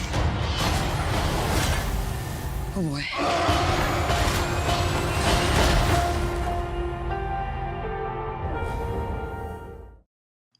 Warning, Age of Ultron spoilers. Skip to 1 hour, 34 minutes, 20 seconds. Skip to 1 hour, 34 minutes, 20 seconds. How was Avengers Age of Ultron? Oh, That's Joker. like okay, so when I was told about this podcast, I was only told that it was about like Marvel stuff, so I was like, okay, cool, I'll brush up on some Marvel stuff. The only thing I had time for was half of Age of Ultron. Like which half? The beginning half. Oh, Did you just watch? Well, did you just like, were you in the theater and like watching? It's like, oh shit, I gotta record a podcast now, and just left right there. That happened to me a couple of times. Wait, okay. Wait, Kev, does that really happen to you? I really... Probably like on Aqua Teen Hunger Force, I was like, oh shit, I should watch some episodes, I guess. I'm like, whatever, it's 15 minutes. And like halfway through, the call happened. So I called like, shit. I just want to see. You know what I imagine? Ken's in the theater watching The Judge, of course, and then he's like, "Oh shit, we got to do this podcast. I better go." You're like, "What happened to Robert Duvall?" I'll never know. Close enough. I never. Age of Ultron. So So Iron Man makes an AI unit and it goes evil, and then they have to fight it, and then there's Quicksilver, and then the goth girl, Scarlet Witch, and then they fight. It's like Quicksilver gets fucking owned. Oh. He gets fucking killed, motherfucker. Wait, Pan, did you like Scarlet Witch? Is that why you called her a goth girl? Yeah. Although I think my favorite interpretation of Scarlet Witch was in the X-Men Evolution cartoon where they full on goth her up. Yeah, oh yeah, they do. Yeah. But that's not. We can't talk about the X-Men Scarlet Witch. That's a different Scarlet Witch. Oh right, they're not mutants. They're just superhumans. Because They legally can't say mutants. Okay. Well, they were experimented on. That's what they say because by Baron von Hydra. But Hydra. They actually had lawyers sit down and have an arbitration over between Fox and Disney to figure out how they could both have Quicksilver and Scarlet Witch. Yeah, so the big issue is that Fox owns the movie rights to X-Men and Disney and Marvel owns the Avengers, so it's like, hey, can we use these X-Men characters? Like, sure, but just don't call them mutants, don't mention Magneto, don't mention this thing, don't mention this, and we're good. Yeah. That's pretty much what happened. think that's kind of... I'm curious, and I wouldn't be shocked if we found out later that the reason, spoilers, I guess, Quicksilver gets it is because is because they were probably like Marvel was like, God, this is too much of a headache, and they are going to let Fox have Quicksilver because Quicksilver is coming back for X-Men Apocalypse, but they haven't introduced a Scarlet Witch character. So, But speaking of goth girls, I'm really disappointed the all-female Ghostbusters reboot does not have a goth girl like Extreme Ghostbusters did. Well, we don't know that yet. Well, I'm looking at the images they released of the characters, and they're clearly not goth girls, not one of them. So what's the point? What's the point in life without goth? 0 out of 10, no goth girls. I guess it would make sense for one of them to have a goth girl as a teammate because ghosts or whatever. Goth. Connected to the spirit world. Goth girls. Yeah. I mean, Extreme Ghostbusters had that. Anyone remember Extreme Ghostbusters? No, but you know that Quicksilver gets fucking owned. It's like, okay, so Extreme Ghostbusters, it was like their grimdark cartoon reboot, and like their theme song was like, who are you gonna call? Ghostbusters. Like, who's gonna save you? God? God can't save you. Ghostbusters. You're gonna fucking die. Can God talk to ghosts? Didn't fucking think so. What we do is trap them in a box. Oh! Yeah, Quicksilver it's implied that Ultron absorbed all the information from the web and stuff, and all government facilities. So technically, he's kind of absorbed stuff from Pornhub and Brazzers, 4chan. I was just gonna say that, dude. Other stuff. He's no longer a villain. He's just some guy dispensing pointless did you know facts for Pokemon games or whatever. What? Did you know why Pikachu's called Pikachu? Well, I do. But I'm not gonna tell anyone. Because somebody hey, Pikachu's a good name. Let's call him that. I actually don't know why he's called Pikachu, but it's just a he name. erases all info from the internet, and now everyone has to go to him for any cool info and facts. He is Google. Yeah. I can't believe he manipulated the did you know market to such an insane extreme. Damn. Oh, that reminds me, I started doing Did You Know animation, and then Frederator came along and it started doing 107 facts about, Gumball or Minions, and I'm like, hey, I stole that first. Fuck you. Yeah, I've noticed they've been doing that. I'm 107 facts, so these aren't facts. Since the video is, not 107 minutes long, it's not like they're going to spend a lot of time on each fact. Yeah, and they're some of them are pointless, they're reaching for facts hey, did you know the Minions all have 2 eyes, but some of them have 1 eye? I don't know. That's a fact. For the kids. Well, it is technically a fact. It's not an opinion, so I remember Babies are yellow. I remember I watched they did one for Steven Universe, and one of the facts was did you know that the gems are gems? They're rocks, they're not real people? It's yeah, if you watch any episode of the show, you would just fucking know that. Yeah, fuck them. Fuck you, Frederator. The people who hire me and pay my bills, so whatever. They're gonna kill me. Well, what? Yeah, I'm gonna die. Sorry. Or live. Welcome to the last episode of the So podcast. anyway, Quicksilver fucking dies. So I thought like up, man. A helicopter comes to shoot his ass. He's fucking dead. He's not coming back out of that, man. He got a fucking bullet shot to his chest. It was like blop, blop, blop. Bam! He has rapid healing. Bam! And I was like, shit! He'll be fine. Bloop, bloop, bloop. He'll be back. He's got rapid me healing, of the I'm fucking sure. crib, man, when we go in the hood and shooting people. Well, you know what it was? Is everyone knew Quicksilver was wearing Crip colors in a Bloods territory. That was just you knew he wasn't gonna last long. Oh man. Well, in the end, at least like Scarlet Witch got out and she's gonna be the next one, motherfucker. She's gonna fucking die. She's gonna fucking die, bro. No, I like Age of Ultron because it's literally like an Avengers story, like from the comics, put on the big screen. But that's super. It's like the dorkiest comic book movie ever because the end conclusion is just Vision and Ultron talking in the woods. Like that's the dorkiest shit. It's like, hey, you like the woods? Yeah. I was expecting like Ultron to like talk like HAL 9000 where he's just he doesn't tell any jokes or anything. He's just like cold and just barely speaks, but he talks like what's his name from Frisky Dingo, the bad guy, Killface. He's so loose about the way he speaks. Wow, Frisky Dingo. Damn, that's a deep animation cut. Shit, I forgot about Frisky. If anyone remembers Frisky Dingo, it was like the precursor to Archer. Yeah. Pretty much, yeah. Yeah, but he's more jokey and stuff, and like I did not expect that from Ultron. Well, I assume they did that because he was built by Stark, right? And yeah, that's because apparently he talks like in the comic he's created by Henry Pym.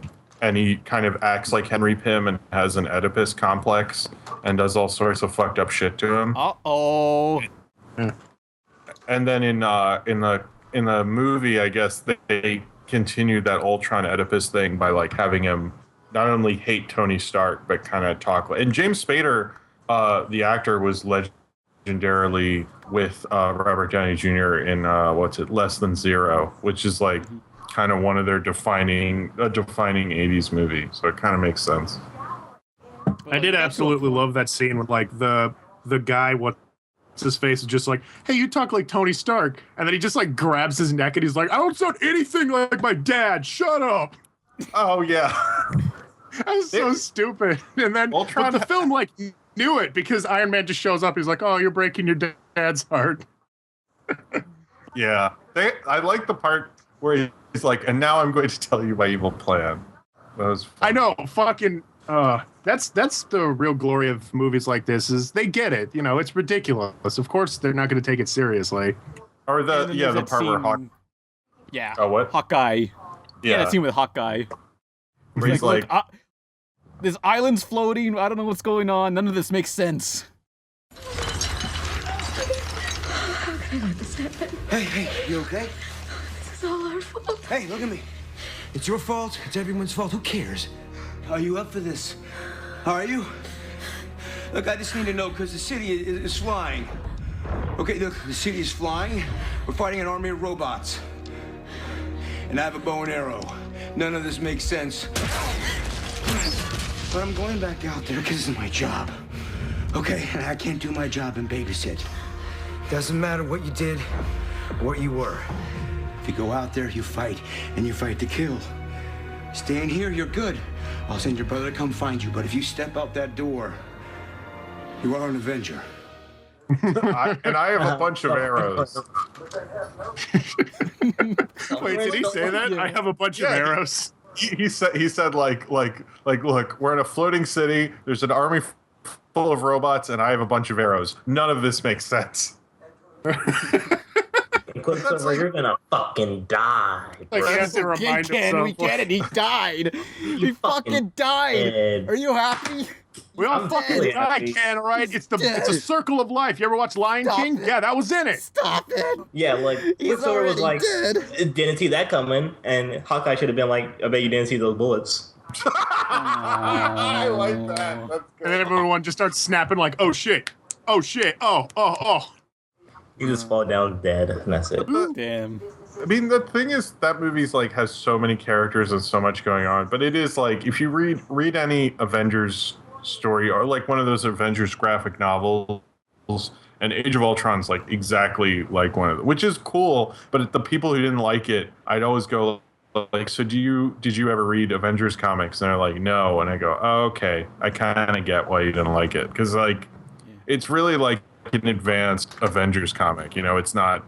I kind of like that they didn't give a shit. They're like, let's just be dorky as all hell because we're Marvel and we have $1 billion and stuff. So like, let's just not. The first Avengers movie, like anyone can see and get, but Age of Ultron, like, it's not that it's inaccessible. It's just that it's so dorky, you know. And I think some of my favorite scenes in that movie were actually. You finish what you were gonna say. Oh, it's like Vision is a dorky character, you know. Like, he's cool. I like Vision, but nobody's getting a Vision tattoo, you know. I am. Probably not. Well, yeah, but the thing that I love the most about the movie was them just like like that scene where they were just hanging around and just joking, like they were trying to pick up Thor's hammer and all that. Oh, that is a great scene. Maybe it's because like I have kind of like this love for slice of life films, but just them like hanging around was just so enjoyable and just like, oh, that's cool. Mm-hmm. No, yeah, that's like probably the most fun scene of the movie. I think. Thor could have stopped the entire city from flying if he just put his hammer on the floor. No, that wouldn't have worked. See, this is like that. No one wants to see that movie. That's a. This is like the whole. This is like the whole like why doesn't Frodo just take a bunch of eagles to the Mount Doom and drop his ring in, and they'll just smoke Tolkien weed in the Shire for 3 movies? No one wants to see that. That's a boring fucking movie. All right. Frodo needs to be a dick, and he's going to drag Sam all the way to the other side of the world, and then he's going to say, "Hey Sam, walk home," and then he does.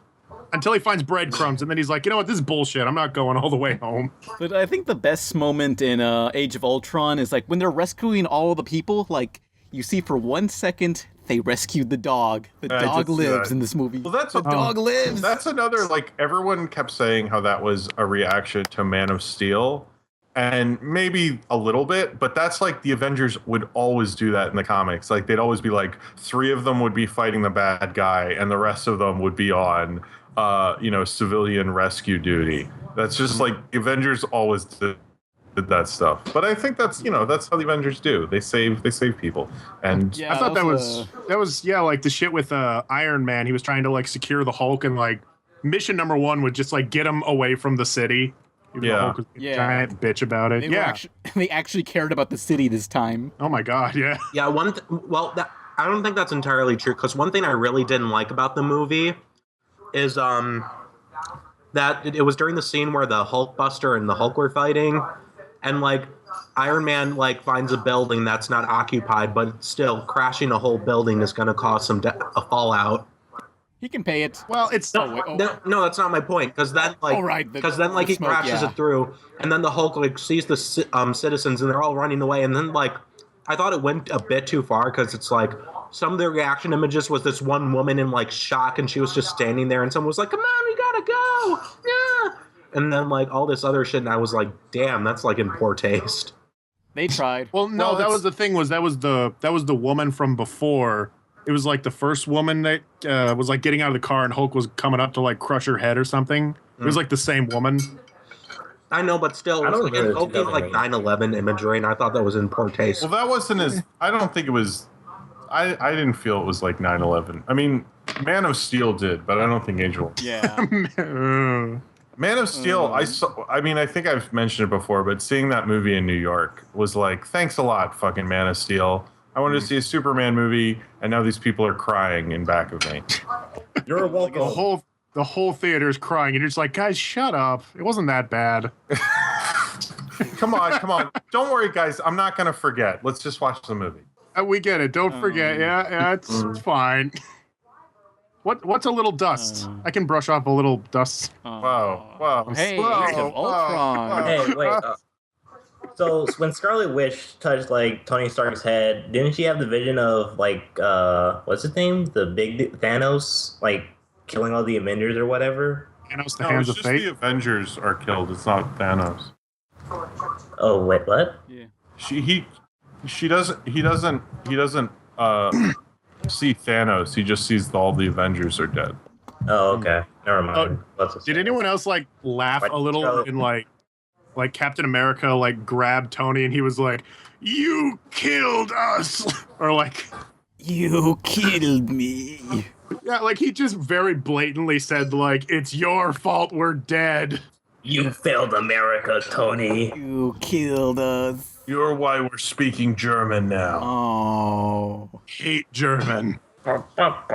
So is that all for Age of Ultron? I guess so. I like Age of Ultron, but it's great.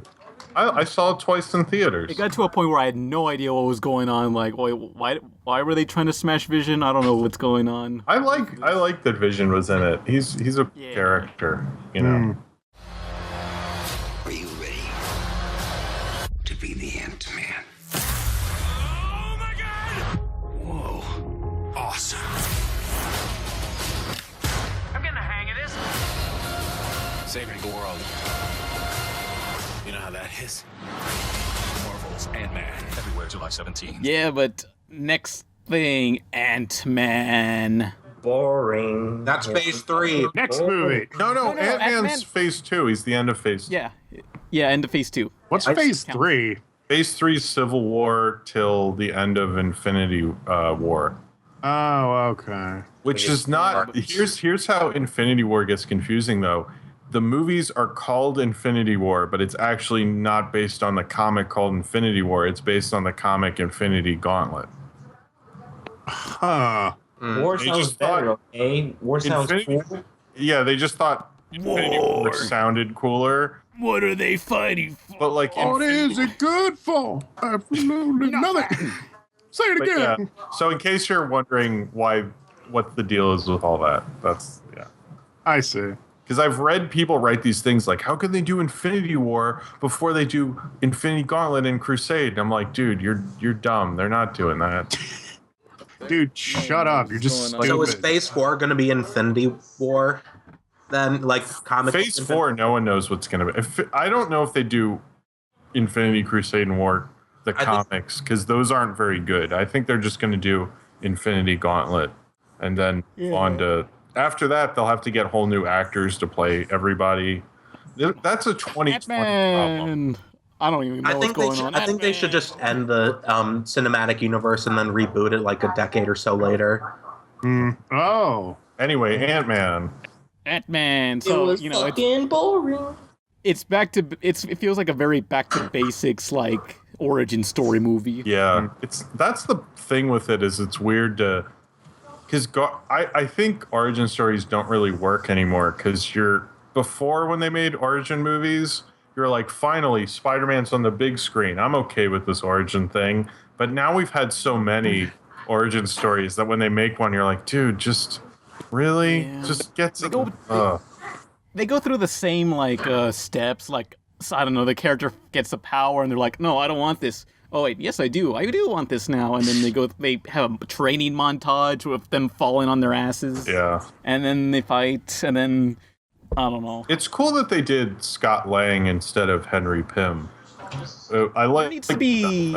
Oh, go on. Well, because Scott Lang was the second Ant-Man, and it's cool they didn't do Henry Pym first, like they did. Because he beat his wife or whatever? Yeah, Henry Pym is... They don't really get into how Henry Pym, like, beat his wife and was like really cruel to her. And I think there was one in the Ultimates comic. He controls the ants and has them basically like bury her in ants. Ooh. It's pretty horrific. Like there's a whole thing where like Henry Pym's mind gets weird because of all the shrinking he's doing, and then he becomes a villain. Like Henry Pym is Yellow Jacket. Huh. Yeah. So that's like It's kind of like in like wrestling where it's like, oh, you were the good guy for a long time, but let's just make you the bad guy. Nice going, Hulk Hogan. Yeah, fuck you, man. Oh, yeah. Hulk Hogan's trying to take down Gawker. How dare you? Uh-oh. I would like to see an Ant-Man horror movie now with people getting covered in ants. That reminds Yeah. Oh, that reminds me, like there was that one scene in the fourth Indiana Jones movie where someone was eaten alive by ants. Yeah, that was like that would have been more messed up if it wasn't like just a mess of CGI. Yeah, I mean that's how that's how they should have killed off the villains in Ant-Man. Just eat them alive. Oh yeah. Oh, but there's one scene that I liked with the villain. It's like when they, I mean, obviously he's still alive, but like the bug zapper scene where you see the villain just like trapped in a bug zapper and they get zapped and they're just screaming in pain. I thought that was cool. You're sadistic. But anyway. Yeah, but the beginning scene, it confused the fuck out of me where the guy was walking up and then he slammed that guy's head on the desk. I didn't know what the fuck was going on in that scene. Who are these people? Who's who 20 years later? I don't know. But why did they didn't even need that scene. Did they really need that Oh, the opening scene with... Yeah. With the I mean, I think they did just to set up that why he gave all that stuff, the reason he stopped doing it and where Henry Pym is at this point. You know, and connect him to Tony Stark and Agent Carter, because she's in that scene too. Yeah, I like the movie. Like it kind of worked better as a comedy movie, and it felt like the pacing was really good. Did you feel? Actually, this is a question for Pan, I guess. I read an article about Michael Pena's character, and the guy. The Mexican friend. Yeah, Did you relate with him? El Miembe said that he thought it was like basically a minstrel show. I mean, what did you think about show? That?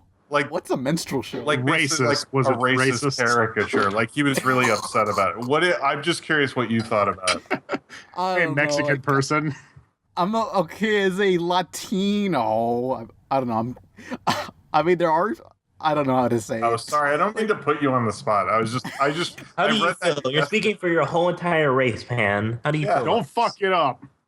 I mean, I've met Mexican people who talk like that, so, you know, it's not that bad. It's not like Family Guy or anything. It's a pretty accurate stereotype. I don't know if it was... He's not pulling out a sombrero or anything, so it's not that bad. I wish he did. That would be funny if he was wearing a sombrero and he put up those little rockas. Mustache. They cut out all the scenes where he puts on his sombrero and he goes, "Oh, I'm sleepy, essay," and he falls asleep. But I like the scenes where he does the thing, I heard this from this person and that person and this person. That seems so Edgar Wright to me. Oh, yeah. I was like, I think like that almost felt like something from Edgar Wright, but I also like all those scenes, the joke of it was, oh, this guy's at a wine tasting or he's at an art opening because he's a criminal, so he's stupid or something. But like, the problem with that character is like when I saw it, I thought, oh well, because we're supposed to think he's dumb because he's a criminal or something. But it does kind of it is a little racist to be like, because you wouldn't assume this guy would be drinking wine because he's a Latino, so of course he wouldn't be or something, you know. But I liked Michael Pena did a good job. He was funny. In my theater, like there was a lot of Mexican people, and they were laughing their asses off with him. Yeah. So I guess all like, shut up.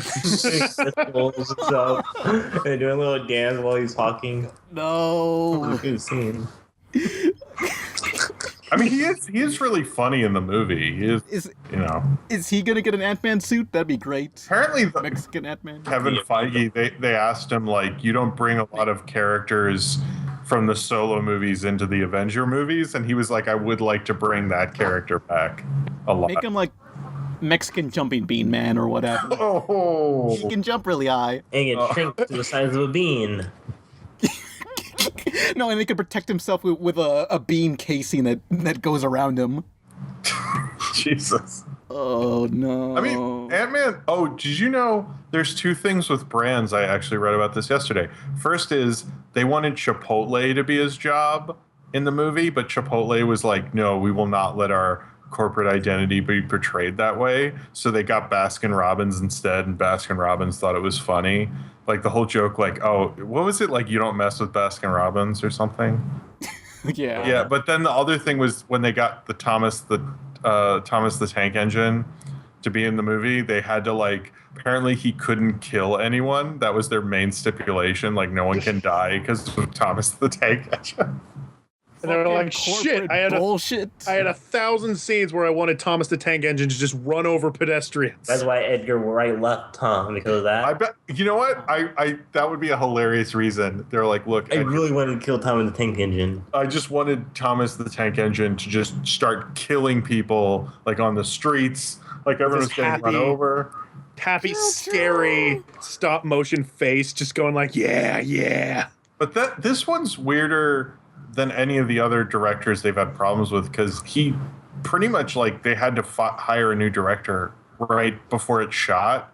So like a lot of the movie is Edgar Wright, and you can tell certain scenes. So like the thing with Michael Payne. It's like Diet Edgar Wright. That's what it feels. It's like. weird. The one scene that like I thought they really like, I wished he had done it, was the scene in the briefcase where he goes, "I'm going to disintegrate you," and the Cure's Disintegration plays, which is a clever gag, but it's something that Edgar Wright would have had a cool sequence to play along with the music. And in the movie, it's just like, here's the song, I don't know, and that's it. It's like fucking boring. Like, it's like one style being like sort of imitated by some dude that doesn't know why it's funny. I mean, Peyton Reed's not a bad director. He's just not. Edgar Wright's really different from him, so it was. It's Diet Edgar Wright. That's how it feels. Like, I like the movie, but I felt it could have been better. I mean, there were whole reviews that basically said, "I don't like this because I wanted Edgar Wright's Ant-Man." It was like, which is you shouldn't do, because you're not supposed to review a movie on what it's not, I guess. But it's, I don't know, it is kind of sad because it's like Edgar Wright's such a cool director, and I feel like they wouldn't have made an Ant-Man movie if he hadn't wanted to do it, and he wanted to do it, like he pitched his first Ant-Man idea before Shaun of the Dead, so he wanted to do this for a long time. Yeah, but one thing that turned out well was the micro scenes where they shrunk down. Oh yeah, those did work well.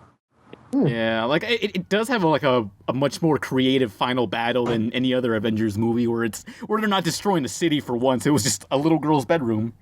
Yeah, or that they did the surreal comics thing in the what was that thing called? The Negative Zone or wherever. Yeah. Yeah, that was like they mentioned that early on in the film. I'm like, what's that gonna look like? I want to see that. They did do a couple. The first scene where Henry Pym goes to Pym Technologies or whatever it is, or Hank Pym. I keep calling him Henry. Anyway, sorry, but Hank Pym goes to the place, and then the guy who plays Yellow Jacket goes like, it's like Tales to Astonish, which is the comic Ant-Man first appeared in. I was like, oh, that's such a comic book movie thing, you fucking dorks. And then they have the set that you can tell they're gonna have a finale with that stupid model. I was like, this is so, like, that scene was a bit much. I was like, you're like laying all the comic book movie cliches on real thick right now, Hey, here's something, and it's totally not going to be important later on. That's pretty much, you can tell. Don't worry, at certain points. That gun on the wall, we're not going to fire that gun later. Oh, I think the most blatant use of that, where that happened, was I think the movie Predators, that recent sequel to Predators that came out like 2010. Yeah. Like they say, hey, what's that plant? Oh, that's poisonous. Don't touch that. Anyway, let's go. What the fuck? I wish they just go like, don't worry, that's a third act thing. We're not even there yet. Just like, let's do reading ahead of the script. Intro song thing, whatever. Yeah, we need a parody movie that does that.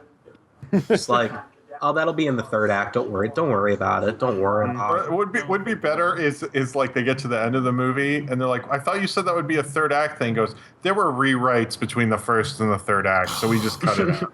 That's like Spaceballs level of bullshit. Remember when they did the VHS thing? Oh, I love that. That joke is so meta, where they rewound to the point. They got to the point of the movie where they were. That's like postmodernism collapsing in on itself. How many times do you say that word this whole podcast? Welcome to Postmodernism, the podcast. Look at this pretentious hipster who knows what postmodernism is. Oh, well, it's just you're bringing up postmodern things, so that's why I say it. What I love is like whenever you say postmodern, I just remember back to Knock Force, that one song you had, because there was that one line where it was like, "What is postmodernism? I'll be fucking right real quick" or something. There's a whole story behind that. This guy at this party kept saying like, "Well, what is postmodernism?" And I basically explained it, and then he went, "Yeah, I get that. That was the definition, but." What is postmodernism? And we were just looking at each other and I went, what I just said. And he kept like trying to be deep. And I was like, no, like, and people this guy was clever. And I was like, he's not clever. It was because he wasn't joking. He was like trying to be like, but what is it? And I just walked away like, you're dumb. You're just fucking dumb. What is it, man? What is it in your heart? What does it even mean? What does anything mean? If anyone says that, that's the biggest college cliche in the world. When someone goes in the middle of a discussion, like, yeah, well, I think this art really represents, someone goes, what does anything mean? I'm going to the bathroom. God. Well, also, they're just an asshole. They're just like, I don't want to talk anymore. It's just like, they're like, my brain hurts. I want to go watch 2.5 Men and be stupid. Winning. Piano. Yeah. Do they even say that in the... He's winning, though, Nolan. What is it? Do any of us really win? Is Charlie Sheen even winning when he says he's winning? Wow, now you're making me think. That made me think. That's so fucking... In the end, we all losing. Yeah, because Ant-Man fucking sucked. It wasn't that bad. Hey, Thor the Dark montage scene. Thor the Dark World is worse than Ant-Man. Okay, I'll probably give you that. I don't remember, but I don't know. I'd rather watch Ant-Man again than Iron Man 3 or Thor the Dark World. Ouch, Iron Man 3 wasn't that bad. I mean... I don't know. I kind of felt it was like... I thought it was like a movie I'll watch once because it's so slow-paced. It's so mellow. Well, to be honest, it's when you said we were doing Phase 2, I realized the only two I hadn't watched more than once were Iron Man 3 and Thor. Well, I guess I've only seen Ant-Man once, but that's more recent. So, but the first two I only saw once. So I was kind of like, that was fine. Yeah. You know, I mean, to me, I don't know. Most people, I guess, like Winter Soldier best, but Guardians, that's my jam, yo. So, any last things on Ant-Man? Would you guys go anal for Ant-Man? I like Ant-Man better with Doubtfire, Mrs. Doubtfire from Robert Williams. What? I don't know. Fucking Ant-Man was boring. Yeah, so maybe we'll get the Mexican spin-off of Ant-Man. Stay till the end, kids, to get an exclusive scene from Civil War. I only sat through one of the after credit sequences. I forgot there was always two, so I didn't see the last one. There are always two now? Not Avengers Age of Ultron didn't have a thing afterwards. Okay. But most of them usually do. But Ant-Man had two. They had one in the mid credits, and then the thing at the end is like literally a few like a minute scene that's going to be in Civil War, just to say like Ant-Man's going to be in Civil War, kids. Don't worry, you just didn't waste your time. Yeah, they heavily marketed its connection to the Avengers with Ant-Man. Yeah, I just love it. Like, don't worry, guys. Your favorite character, Ant-Man, he's totally in the Avengers. Well, actually, the scene isn't from Civil War. It's Kevin Feige smoking a cigar and goes, "Hello, I know you're probably like, Ant-Man, we're not going to do this again. You're right, kids. I mean, come on, for real? But anyway, he's going to be in Civil War. Don't worry." Then he just lights a $100 bill and smokes a cigar off the flame of the $100 bill. Is that like what literally happens? Wait, did you see Ant-Man? Don't worry, kids. We injected I did not see Ant-Man with the serum, so we can provide multiple cameos from now on. He'll be fine. Wait, you didn't see Ant-Man? If you didn't see Ant-Man, what I just said did happen. If you did, then you also know I'm right. Oh. Yeah. Time to see Ant-Man. Okay. Yeah, anal for Ant-Man. Yeah, so let's go into the questions.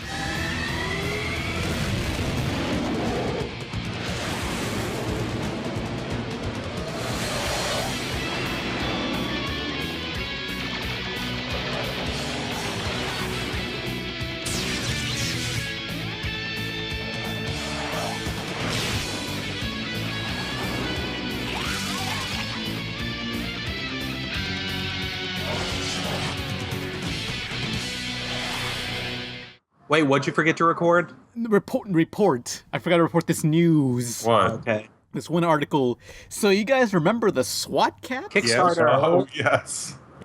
Yeah, so the creators of SWAT Cats are returning on Kickstarter for SWAT Cats Revolution, where they're trying to bring back the SWAT Cats in some form. And so far, they made their first stretch goal, which is 50,000, which is 3 scripts and character designs for SWAT Cats. But if they get 100,000, they'll produce a 2-minute animation teaser.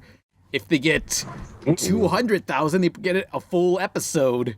So hopefully it's already doing really well. It's only been 4 days and they already made their first stretch goal. So I hope, SWAT Cats get some sort of revival in some form. Yeah.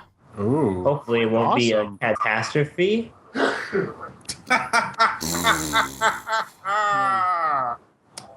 Good job, Ken. Nice. That's all I got. Questions. In other Kickstarter news, Inafune's Red Ash is fucking failing on its ass. Good. You guys know... Okay, so you guys know about Inafune? No, Jim doesn't. Jim plays Turtles games. That's true. Well, Inafune is, according to the official Kickstarter, Inafune is credited as his famous works includes Mega Man Legends and Mighty No. 9, which, that's pretty funny. Mighty No. 9, which has not yet been released, and he already kickstarted that. Asshole. He got bored. He has to work on something else. Yeah. Okay, so let me tell you about Concept USA. So, I don't know, Capcom and Mega Man, the creator, well, not the creator, Inafune is not the creator of Mega Man. He drew Mega Man. He's the artist who designed him, but the game was already made. So he's a fucking fraud. Anyway, so Inafune said, hey, fuck Capcom, I'm gonna make my own Mega Man, and that's what Mighty No. 9 is, and it still hasn't released, but he made another Kickstarter for Mighty No. 9, the animated series. Which is okay, people funded that, even though Mighty No. 9's not out. And then he funded a live-action movie, I think, or something with Mighty No. 9, which is great, but Mighty No. 9's not out yet. And now he's funding Red Ash, which is like a Mega Man Legends spiritual remake, or spiritual part 3, but Mighty No. 9 isn't out yet, so it's like he's just clenching at his fans, like, please, give me money for a product you have yet to play, either of them. It's just like, hey, pay my taxes. The Kickstarter online. Man, you're really pissed. Yeah, you're getting Because he's a upset. fucking greedy asshole. Like, it's just like, damn, where is your integrity, man? Well, you need integrity when you have money. I mean, the creator of Bayonetta, what's the creator of Bayonetta's name? Cam. Whatever. Well, on the Devil May Cry, dude. Whatever. But on his Twitter, he said like, Inafune is not an artist; he's a businessman.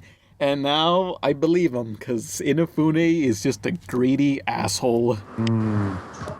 Like, hey, here's an idea. How about release the first product before you start any other Kickstarters? You know, asshole. Hey, Pan, can I quickly plug something? Yeah. Thanks. All right, everybody. So I'm going to be opening up a Patreon. It's called Fuck You, Give Me Money. And for $10 a month that you give to me, I will enter you in a raffle that you may or may not win. That's still pending. And if you win, you get a free doodle. It's a 500 by 500 pixel canvas. Oh, man, I could use a free doodle. Yes, thank you. And and then again, you may or may not win. It's entirely up to the raffle. So, yeah, I hope you guys appreciate my hard work, and be on the lookout for my Let's Play channel, which I will also be opening a Patreon for. I have depression, so I know how you guys feel. I'm with you guys. I'm very depressed. I have been super depressed. I was sad one time when my cookies were burnt. So I totally understand how it feels. So please keep that in mind when giving me your money. Thank you. All right. Inafune is such a greedy asshole. I can't believe he wasn't in Adam Sandler's Pixels. Like, he would definitely show up for, like, this is the creator of Mega Man. Well, no, not the... Well, quote-unquote creator. More like designer of Mega Man. Asshole. Fucker. Hey, but let's get into some questions. Okay. Yeah, question time. If anybody has a question, be sure to start out with the word question so it's easier to find on the YouTube channel, on the YouTube of this video. So anyway, let's see. He's just scrolling down the comments. He didn't really prepare for this. Hang on. I'm Pause for scrolling. Need to find questions. There aren't a lot of them. Doyle Royals Jr. Question: What was the worst pizza you have ever eaten? P.S. Can you punch that Nolan guy? I laugh every time you physically hurt him. What? Okay, so what's the worst pizza you've ever had? I've had some bad pizza before. There's this pizza place, and I'm not gonna say its name, but I used to go there a lot, and if you had enough magnets, you get a free pizza. But afterwards, I'd always like feel really tired and have like a really big dump afterwards. So I stopped eating there.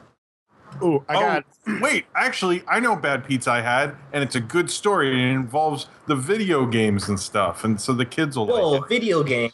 Does it Mario involve Turtles in Time? What? Does it involve Turtles in Time? No, it doesn't. It involves a newer game. So remember when Super Mario Brothers, they made that game for the Wii, and I bought it, and I played it all day, and I was all excited, and near where I lived at the time, there was two pizza places, one called Mario's Pizza and one called Luigi's Pizza. And I was like, Mario's Pizza, that's too on the nose. We're going to Luigi's Pizza. And that pizza was the fucking worst pizza I've ever fucking had. It's called Luigi's Pizza in Brooklyn. Don't go there. Mario's Pizza's better. Mamma mia. But it was like fucking awful, and they took forever to make it. It was the worst. Oh, that reminds me, okay, so first off, the best pizza I think I ever had was at San Antonio. There's this place that was on Guy Fieri's show. It's just called Dough, like pizza dough. Anyway, that pizza was really good. I just had this, I forget what it was called, something that had just pepperonis and whatever on it, and it was really good. But anyway, the worst pizza I had, experience was in San Antonio, where at Pizza Hut, we ate there, and then we're like, with my family, and we asked hey, drinks and also coffee, and then they came back later saying, oh, I'm sorry, we don't have any coffee. And then I don't know, they eventually took our orders, and the lady said, oh, I'm sorry, I don't have my pen either. And then we were just waiting to write down the thing. They didn't have the pen for some I'm also reason. not wearing my uniform, and I forgot what day it is. Also, I don't actually work here. This is an abandoned pizza place, and my family's been living here making pizzas mainly for ourselves. It's a weird fantasy we have. Anyway, so would you like the raccoon pizza, or would you like the pizza of whatever we killed on our drive home today? Would you like the pizza of my dead brother? That's especially good. We've been living off. Here, we have some kid cuisine pizza if you'd like that. And we just have hepatitis C. That's a side though. So We'll give that to you for free, though. You don't need to pay for that. Question: what are you even doing in here? This is an abandoned building. Oh, are you this poor? We've been living this abandoned Pizza Hut. I can give you X-Men cups from the 90s, but I'm not even sure because they're really faded. They might be the Wildcats. I don't even know. And then you're take it. You're like, ooh, X-Men cups. I'm gonna give you a 5 out of 5 on Yelp. Don't get the Shrek cups. Those have lead paint in them. Oh wait, we should have been drinking out. That explains why I think I'm a waitress at this Pizza Hut, because I was drinking from those Shrek cups a lot and licking the rims and everything. It's been a weird couple months. I've learned a lot talking to you, Pan Pizza. Thank you. And Pan's he's been gone for 5 minutes. She's been talking to a chair. He already got up and left, and she's just Worst off, we were there for 40 minutes, and then they just came out and said, oh yeah, sorry, something's wrong with our pizza oven, so we're just trying our best right now. Mm-hmm. And we just got up and left. Fuck this. Did you pay already? I don't know. I think we just walked out. Fuck them. They had the pizza ready and stuff. It was the sauce. They forgot the cheese.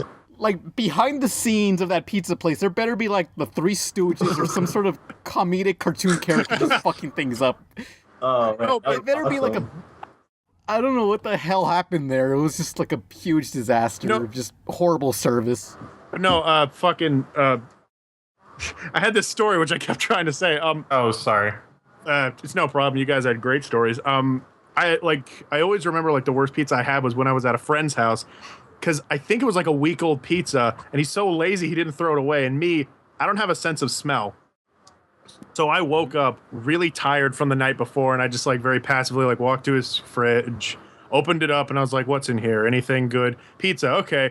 I bit into it, and like, it was like an immediate reaction. Like it touched my tongue, and I immediately was just like, I like threw it out of my hands, and it hit the ground. What the hell was that pizza? It was like, it had anchovies on it, so it was super salty already. Oh, but I see. It was like salt and like maybe mold. It was like salt and like something awful just hit my tongue. And I eat pizza like I flip it upside down so that the cheese hits my tongue first. So all that. Oh, I do that too. Yeah. I do that too. I eat the pizza upside down with the top side facing downward so your tongue hits the cheese and not the crust like a fucking normie. Yeah. I eat The my pizza's gonna get everywhere then. It's gonna fall off and it's gonna... No, it's like a blizzard. You can put it upside down and you can still eat it, you know? Are you kidding? It's gonna fall, in my mouth. You guys are weird. I don't know how I feel about doing this podcast anymore. Now I'm not The Pizza Party Look, it's the podcast best really way to- was a mistake because this pizza party has people eating pizza upside down. This is shit. Look, trust me, just like next time you eat a pizza, just get the pizza and like have the cheese side face down or just like roll it so it's face down and then just like eat that side and taste. How are you gonna take a bite out of a rolled pizza, you idiot? Well, it's not a rolled pizza, just like, you know, like curve it like a taco so all the stuff doesn't fall down automatically, you know? It's like some parts are upside down. You like bite it with like a letter C. You bite it with your teeth, man. It's like, doesn't matter if it's rolled or good. upside down, just eat it. It's the best way to eat a pizza. You've been eating pizza the wrong way your whole life. Okay, this is my last podcast. I'm gonna be replaced by this new guest, and yeah. You don't believe me. So anyone has any other shitty pizzas? No. I had a pizza that was badly prepared, and I was like, "What is this? This is badly prepared," but I ate it anyway. That's how my life goes. That was a good story. Ever had the Domino's Oreo pizza? It's a fucking piece of shit. I've seen it, but no, never eaten it. Why would you look at it and say, "I'm gonna get this"? It's fucking bread underneath like cream of Oreo and chunks of Oreo, and it's like the bread does not complement the thing at all, and it's a fucking waste. I would only eat that if I'd want that as like a last meal because it would kill me before the electric chair would kill me. A human pizza, bring me that as a last meal. Domino's is like not good. It like once you've had good pizza, like it's hard to go back to Domino's. Because Domino's, I don't know. It's like I have a hard time going to corporate pizza. I like the smaller. I mean, I'm in Brooklyn, so there's a lot of nice pizza places around here. But we don't get the But Domino's is like I don't like Domino's. When I was a kid, I loved Domino's though. Kids love Domino's, right? Because the Noid, he's still a thing, right? No, he's not. I'm not out of touch. I remember the Spax 3 review of the Noid game. That's the thing still, right? Spax 3. Oh, if anyone remembers who Spax is, who is that guy? Who? Nolan, who's that He's guy? a spastic. If anybody has any contacts to Spax 3, please let him know that he is welcomed on the Pizza Party podcast. Actually, someone on the podcast does know him personally, but I'm not saying who. Not me though. You caught me. You caught me, Pan. No. It's me. I am Spax 3. Hello, gamer fans. Spax here. I only Please know sign like my legit petition to get Sonic's eyes changed from back to black. Was that the guy? Wait, do you think I know this guy? No. Oh, okay, I don't. Is it someone on the show now that knows him? No, not on the show now. Someone who was a guest on here. So maybe it was Emily or something. What? Pants split personality knew who's Wait, is it the one guy? It's the one guy, isn't it? It's that one guy. Oh man, I hate that guy. That guy sucks. Is it the one guy? That guy, girl. Wait, is it that guy? That guy or girl, you know. Oh man, that guy sucked. I mean, Oh my god. He was They're never being on the podcast again. Yeah, that guy's not getting back on if you tell him, you know what. Bullshit. So yeah, With Spax full was this guy who was like mad that Jason Griffin was the voice of Sonic, and then I think he made a petition or whatever, and he put the petition outside of Sega of America, and it was dumb. Yeah, what a mistake. But hey, next question. Disco Spider. Question. Do you guys collect any DVDs, Blu-rays, or movies of shows? Yes. No. And if so, but my brother. I mean, I was gonna collect Adventure Time, but I mean, after like all these like Netflix and whatever, I kind of just stopped buying DVDs almost altogether. I buy DVDs because I'm worried about the eventual internet fallout. What's gonna happen? Was there more to that question, or was it just do you collect? He said, if so, which ones are your favorite? I actually, I like, I don't know, I like having stuff because the thing about Netflix and Hulu is they can just randomly take stuff down if they want to. And so if you like really like a movie and you want to be able to watch it anytime you want, you still need to buy it because like it happens. I think I've mentioned my Friday the 13th Netflix story before, and like it happens where you'll want to watch a movie and then suddenly it's gone. So if I like something enough, but it has to be like really good, like Ant-Man, I ain't buying that shit on no Blu-rays, but Fury Road, I'll probably buy that the day it comes out. So I have a good Blu-ray collection and DVD. Although what I've been doing now is just like ripping all the DVDs and Blu-rays and just saving them onto like a terabyte hard drive. So now I just have these MP4 files of all these TV shows and movies, and that's why all the video quality looks so good in my videos. I'm not one of those assholes who uses footage that has like a Cartoon Network logo at the corner like a fucking animal. Well, I did that one time. Jesus. Oh. Pathetic. Back in 2000s, okay? I was starting out. I was making funny rants about how I like the 90s better. It was a different time. Absolutely disgusting. Oh, speaking of the 90s, have you heard about this Space Jam 2 nonsense? Space Jam 2 announced with Charles Barkley. Oh shit! Play my jams, LeBron James. It wasn't announced. Here's honestly how this all happened. LeBron James signed a deal with Warner Brothers. That's the whole story. And everyone went, LeBron James signed a deal with Warner Brothers, so Space Jam 2 is happening. And then someone did investigative reporting, this is not a joke, and found out that they reapplied with the copyrights to Space Jam, which, by the way, means nothing. That just means they can put out merchandise that says Space Jam. So people... And they can keep the website alive. Yeah. I hope they do. I hope the website... But apparently LeBron James did tweet in 2012 that he would like to be in a Space Jam sequel. But there's no one official has said anything at all. Like, no one has anything about it. It's just people being crazy.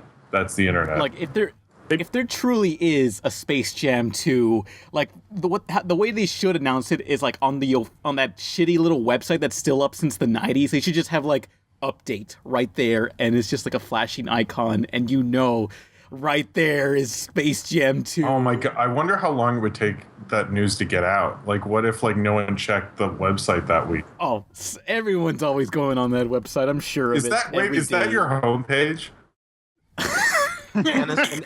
Hannah's been outed for his homepage. Yeah, there it is. That's how it all started. I know there's somebody who has that as their homepage. That's just too funny to not do. Like that guy, whoever has that as their homepage, they're waiting on the one that's the little icon that says news, Space Jam news, and they're just waiting for like an update. They're waiting. They're gonna fucking wait. They're gonna wait forever because they're not making a sequel to a movie that wasn't actually that big of a hit in the first place. Online 4.0, the easiest just got easier. It's easy to install and easy to get started. Everyone I know is on it. Email, instant messages. There's no better way to keep in touch. You've got mail. They made the internet easier than ever. Free 24-hour customer service. We've spent over $1 billion to create the world's largest high-speed network. Now with 56K, connections are faster than ever. It's fast. If you have a phone line, you can go online. What will they think of next? America Online, so easy to use, no wonder it's #1. I mean, I'm on this article that shows like all these websites from the 90s that are still up for some reason, and CNN still has the update page on like OJ Simpson's killings, like the updates on like the press and stuff. All that's it's not like a snuff film or anything, but Rats. 1996 year in review. You can look that up on CNN, and here it is. So did OJ did it? Let's talk about this. What do you think? Well, he didn't. Well, we don't know that, but if he did, that would really make Naked Guns 2 really awkward for me if he did kill that person. He made a book on if he did really. I love the title of that book. It's just a giant like I did it, and there's a little like if in the I letter. Did that book? I thought it didn't come out. Like it never got released. No, it came out. My dad has a copy. Why does your dad have a copy of this? He really Did he do it? There was a whole thing. My mom and my dad. That was like most of like the beginning of their relationship was them watching the OJ trial and being all like, that's "Oh man, sweet. it's like, oh, what's happening next? Oh, I don't know, this and that." And yeah, he's like, "Don't worry, honey, I would never kill you." They bonded over that famous guy killing his wife. Mm-hmm. Well, they both had like the same. They had like mixed opinions, and over time they began to agree with each other. Like I think they both think he totally killed them. I had in the 90s, I had the most 90s OJ shirt ever. It said OJ and then it said guilty, not guilty with boxes, and it says check one. I wish I still had that shirt. I wore that the day the verdict came out. And then people were like, "You should check it. He's not guilty. Check it." And I was like, "I'm not gonna check it." Now Limited you look edition. like a moron. I should wear that shirt, but I feel like it wouldn't go over that. And I don't think people would like it now. Does anyone really care about it the same way they did back then? They're making that show, American Crime Story, that's all about the whole trial and everything. I mean, Jim, that shirt, Jim, that's like pre George Lucas special edition version of the shirt. Like, you have history. Yeah, I know. I'm sure if I said, "Mom, do you still have that shirt?" and she'd be like, "Jim, I have better things to do," and then hang up on me. OJ stabbed first. Just like, "Hey, Mom, do you still have that?" Wait, what? That's so good. Oh my god. OJ, someone make that shirt. That's a great idea. OJ stabbed first. Stabbed first. And then have Greedo getting stabbed.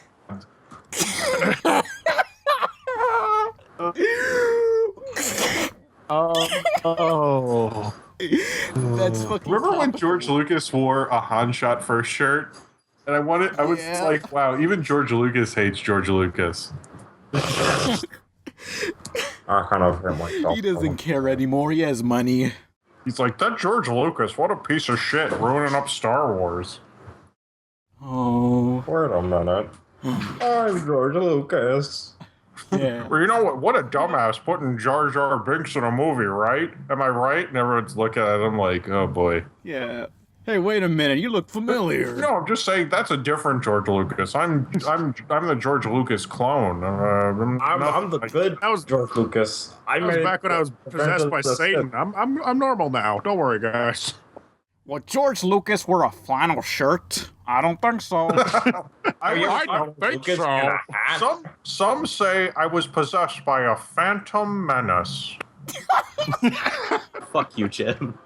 Why is George Lucas just Plinkett again? Some say I was possessed by a phantom menace. Okay, I didn't want to tell you guys this, but I am Plinkett. I self-loathe. I hate my movies so much, I had to just talk about them for 5 hours. He made the prequels just so he could make the Plinkett reviews. That's amazing. To be honest, I think I enjoy the Plinkett reviews more than the prequels. So. Oh my god, yes, yeah. Yeah, of course. I did it on purpose so I can have 1 million viewers. They're theatrical length, so they could play in a theater. God, yeah. Would you see the Would you see the Plinkett reviews in a theater if they were doing that? That'd be the weirdest thing. The theater, I think, and then like 3D. They went to a con before and played the Plinkett reviews as a movie. So. Oh, they did? Awesome. Oh, yeah. wow. Yeah. So next question. Stefan Williams. Question, Pan. What do you feel about anime? Is dying out or is it rising in popularity? Anime's dead. I don't think it's as popular. Like in the early 2000s, it was like really popular. Oh yeah. Like after like Toonami like introduced anime, like it kind of became mainstream and everyone was like, "Oh, look, anime." And then like, "Hey, I'm Quentin Tarantino. Here's this anime scene in Kill Bill." And then there was like a T-Mobile commercial where there was this anime character. Or like when they had the Dragon Ball was on like every day. on Yeah. in the afternoon on the WB. It was like, but now it's like not as big as it used to be. I don't think people really watch anime as much. Well, I mean, they do, but it's like, it takes so long for it to air on TV, so people just watch it online instantly the day it comes out in Japan, so, you know, there's no waiting time. Yeah, but then they'd have to learn Japanese, or do they get it subtitled? Yeah, some people are so good with, well, so quick, I wouldn't say so good, so quick with subtitles, it's easy to, like, just do a translation job, even if it's a shitty one. All according to Keikaku. Keikaku means plan. Yeah. I mean, I don't know, but hey, they said Kill la Kill is the anime that will save anime. Nothing fucking changed. Yeah, thanks for nothing, Kill la Kill, fucker. Yeah. You did nothing. Kill la Kill's a good show, though. I like it. Yeah. It's a good, it feels like anime's not as, there's not enough, like, good anime out right now. It's so, like, just, well, this was alright and that was decent. But we haven't gotten another, like, Cowboy Bebop. I mean, I know everyone says Cowboy Bebop all the time, but we just haven't. Well, I think like a lot of the shows that came out are just like super Japanese. Like Cowboy Bebop is so Westernish. Like I want a more Western, like more Western influenced anime. Like it's not as like it's not as crazy. Not as much facial expression. Something like yeah, Cowboy Bebop. Not Trigun. That's more Trigun. Black Lagoon. Yeah. Trigun kind of like blurred the line. It was a little back and forth whether it wanted to be super anime or like more Western. I don't know. It was good though, to my memory. I don't know, but I'm hoping like more people take the Space Dandy approach where they release the Japanese version and the English version at the same time. Yeah, that was. I've never seen Space Dandy, but yeah, when I heard about that, yeah, that's a smart decision. Yeah, but now anime is kind of like a niche. It's not as popular as it was in the 90s. Like, I don't know. The only anime that airs on TV is whatever's on Toonami at like midnight on a Saturday. They still haven't fixed the schedule for Toonami. Well, it's like 12:30 Central. That's better. Yeah. It's not as like, you know. I feel it's just more. It needs to appeal to casuals. Like, I don't know. To normies? Normies, yeah, we need normies to save anime. Stop saying normies, you... I don't know what other term there is. Air breathers, sun standards. Look, if normies will like it, then it'll be popular again. That's why these mobile games are so successful, is that they appeal to normies. You know? That's why the Wii U was... Why the original Wii was popular, normies. Old people in old folks' home were playing them. Normies. Yeah. Normies. So yeah, we need an anime for normies. Like, oh wait, wasn't there like an anime Despicable Me short that they made? Yeah, there was. Yeah. Yeah, it was like a short, and like the minions were like little kids, I think. Yeah. Well, I don't know if they were like called kids, but they were just like little guys, like the minions always are. Yeah. And there was even what's his fuck from Despicable Me, the guy. Gru? Yes, he was in it too. Gru, an anime Gru. Jeez. Those movies will never stop, ever. I mean, Despicable Me was... Shrek stopped. Yeah, eventually. Well, no. Actually, no, because now Shrek has like that like online show where he's just at the swamp and he's like, today we're going to talk about farting or something. Damn. Well, I guess one last question. Ack Jackson 127 question: have you ever been incredibly disappointed by something in your life? Also, Jim is awesome and Gables can go uptown fuck himself. Nah, JK.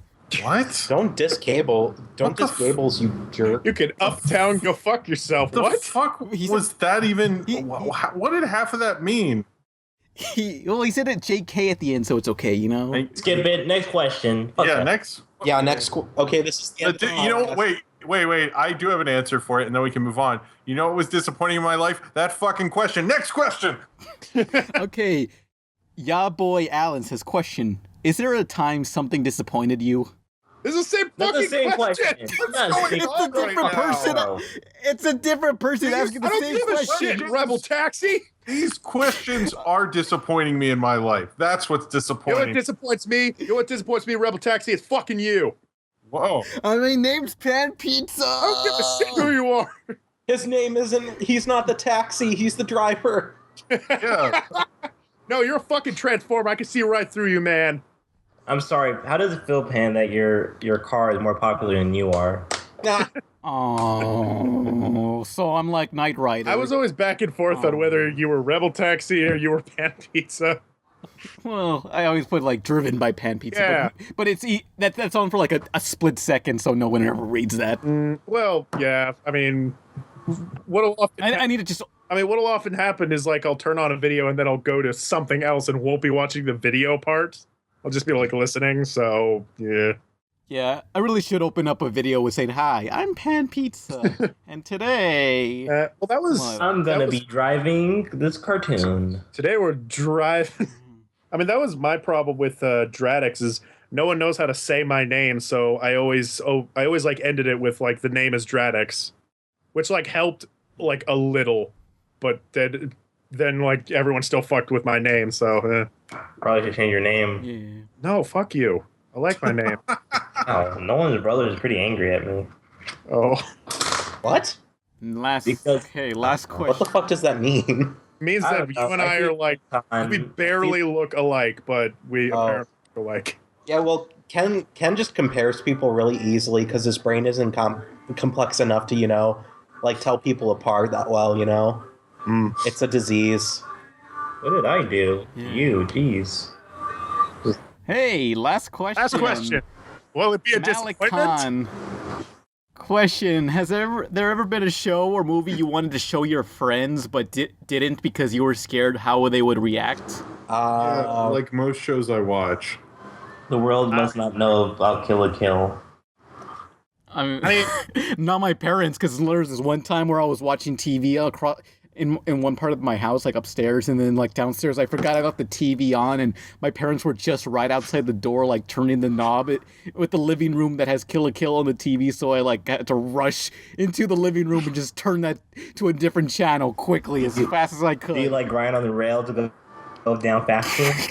Yeah, I had my soap shoes on. I grinded down on there. You're like Sonic from Adventures. Did a 900 and then I just landed on the sofa and I got all my points. Speed. Found the secret tape. That was a close one. I got an S ranking. It was perfect. No one gets an S ranking, man. It doesn't. No one gets an S rank in Sonic Adventure 2 because that wasn't invented yet, asshole. Fucker. You call yourself a Sonic fan? Yeah, you call yourself a Sonic fan? You're not even good enough to be a fan. Oh my! Really? You're not even good enough to be my fan. Really? Oh. You are not a chili dogs. Well, I had one scenario which is it's not exactly like I was afraid to show them. I keep fucking like trying to get people to watch Steven Universe, but I'm so horrible at pitching it because I just make it sound like a girls show where everyone just talks about their feelings. And I keep fucking like beating it into my brother until eventually like we had this like altercation where it's like, Hayden, I will never, as long as I live, ever watch your stupid show. I'm like, God damn. I mean, it's less dramatic than that, but yeah, pretty much. No, that happens to me all the time with cartoons. Where I'll be like with Gravity Falls or Adventure Time or regular show or anything anime, anything foreign, people are usually against. But I kind of go, whatever. I can enjoy it, and they can enjoy something dumb or something. I don't know what. And like, if it makes it like more enjoyable when I do get someone into it, because I'm like, oh my god, like no one likes cartoons for some reason. Oh yeah, that's annoying, but you just kind of have to. Yeah, whatever. It's just they're just dumb. That's the way I look at it. Cartoons are awesome. Cartoons are awesome. Oh my god, there's so much. There's so much you can do with cartoons. Yeah, only losers watch cartoons. Those are losers. Yeah, let's go watch cartoons. But have you ever showed anyone like a show or movie and they're like not interested at all when they're watching it? Yeah, too many times to count. Yeah, I think I showed someone Scott Pilgrim and they like looked at me and gave me like a look like, dude, what the fuck? I was like, what do you mean, what the fuck? They weren't into like like old video games. They like newer ones, so I guess they were expecting more advanced stuff. Oh, yeah. Hey, how come this doesn't have any references to Call of Duty? How come there's no QuickTime events? Show them Dragon's Lair if they want QuickTime events. I know. Oh my God, Dragon's Lair. I just want to play that once in like my life on one of those. This will never happen, but like I've always wanted to play it on one of those arcade setups. The arcade cabinet. Just one time. I was at a pizza place and they had one of these arcade machines that had like 1 billion Midway games connected to it, and one of them was Dragon's Lair. It's like, all right, and it's like, oh shit, what do I do? Fuck. It's so.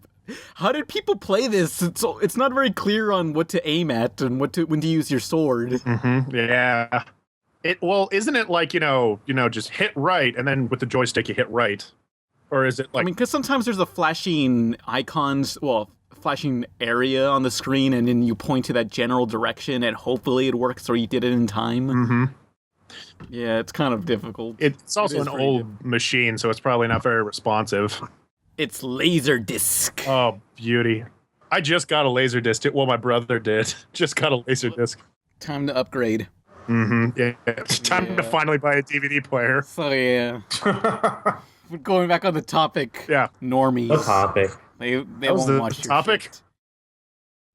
I mean, going back to the question, normies, they won't watch anything. Mm-hmm. Yeah. Oh, that was a question. I forgot the question. Yeah. Whoops. Fucking normies ruin everything. It's really sad, but they have the most control, which is even sadder. Yeah. Normies inherited the earth. Crap. I don't want to end on that question. I need to find another one. What the fuck? Don't want to end on everything sucks. Come on. No, you don't want to end on a meme. Hang on, let me go on the video again. Let me see what question. One more. So I can get out of here. Quickly, one more question. Come on. Naoma Nenenaruthu, I don't know how to pronounce her name. Question, does Spirited Away deserve to be seen as the most memorable Ghibli film or not? I don't care.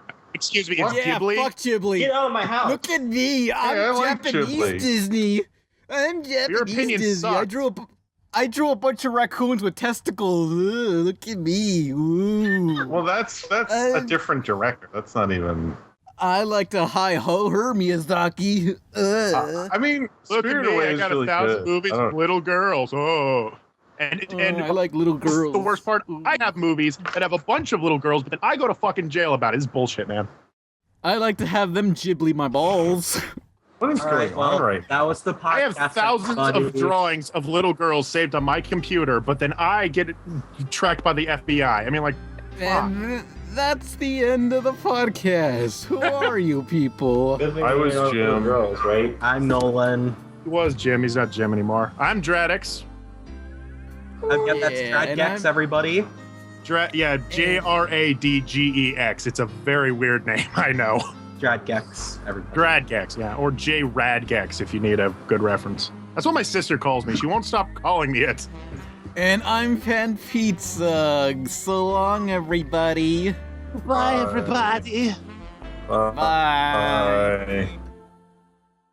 Somebody once told me the world is gonna roll me. I ain't the sharpest tool in the shed. She was looking kinda dumb with a finger and her thumb in the shape of an L on her forehead. Well, the years start coming and they don't stop coming. Fed to the rules, I hit the ground running. Didn't make sense not to live for fun. Your brain gets smart, but your head gets dumb. So much to do, so much to see. So what's wrong with taking the back streets? You never know if you don't go. You'll never shine if you don't glow. Hey now, you're all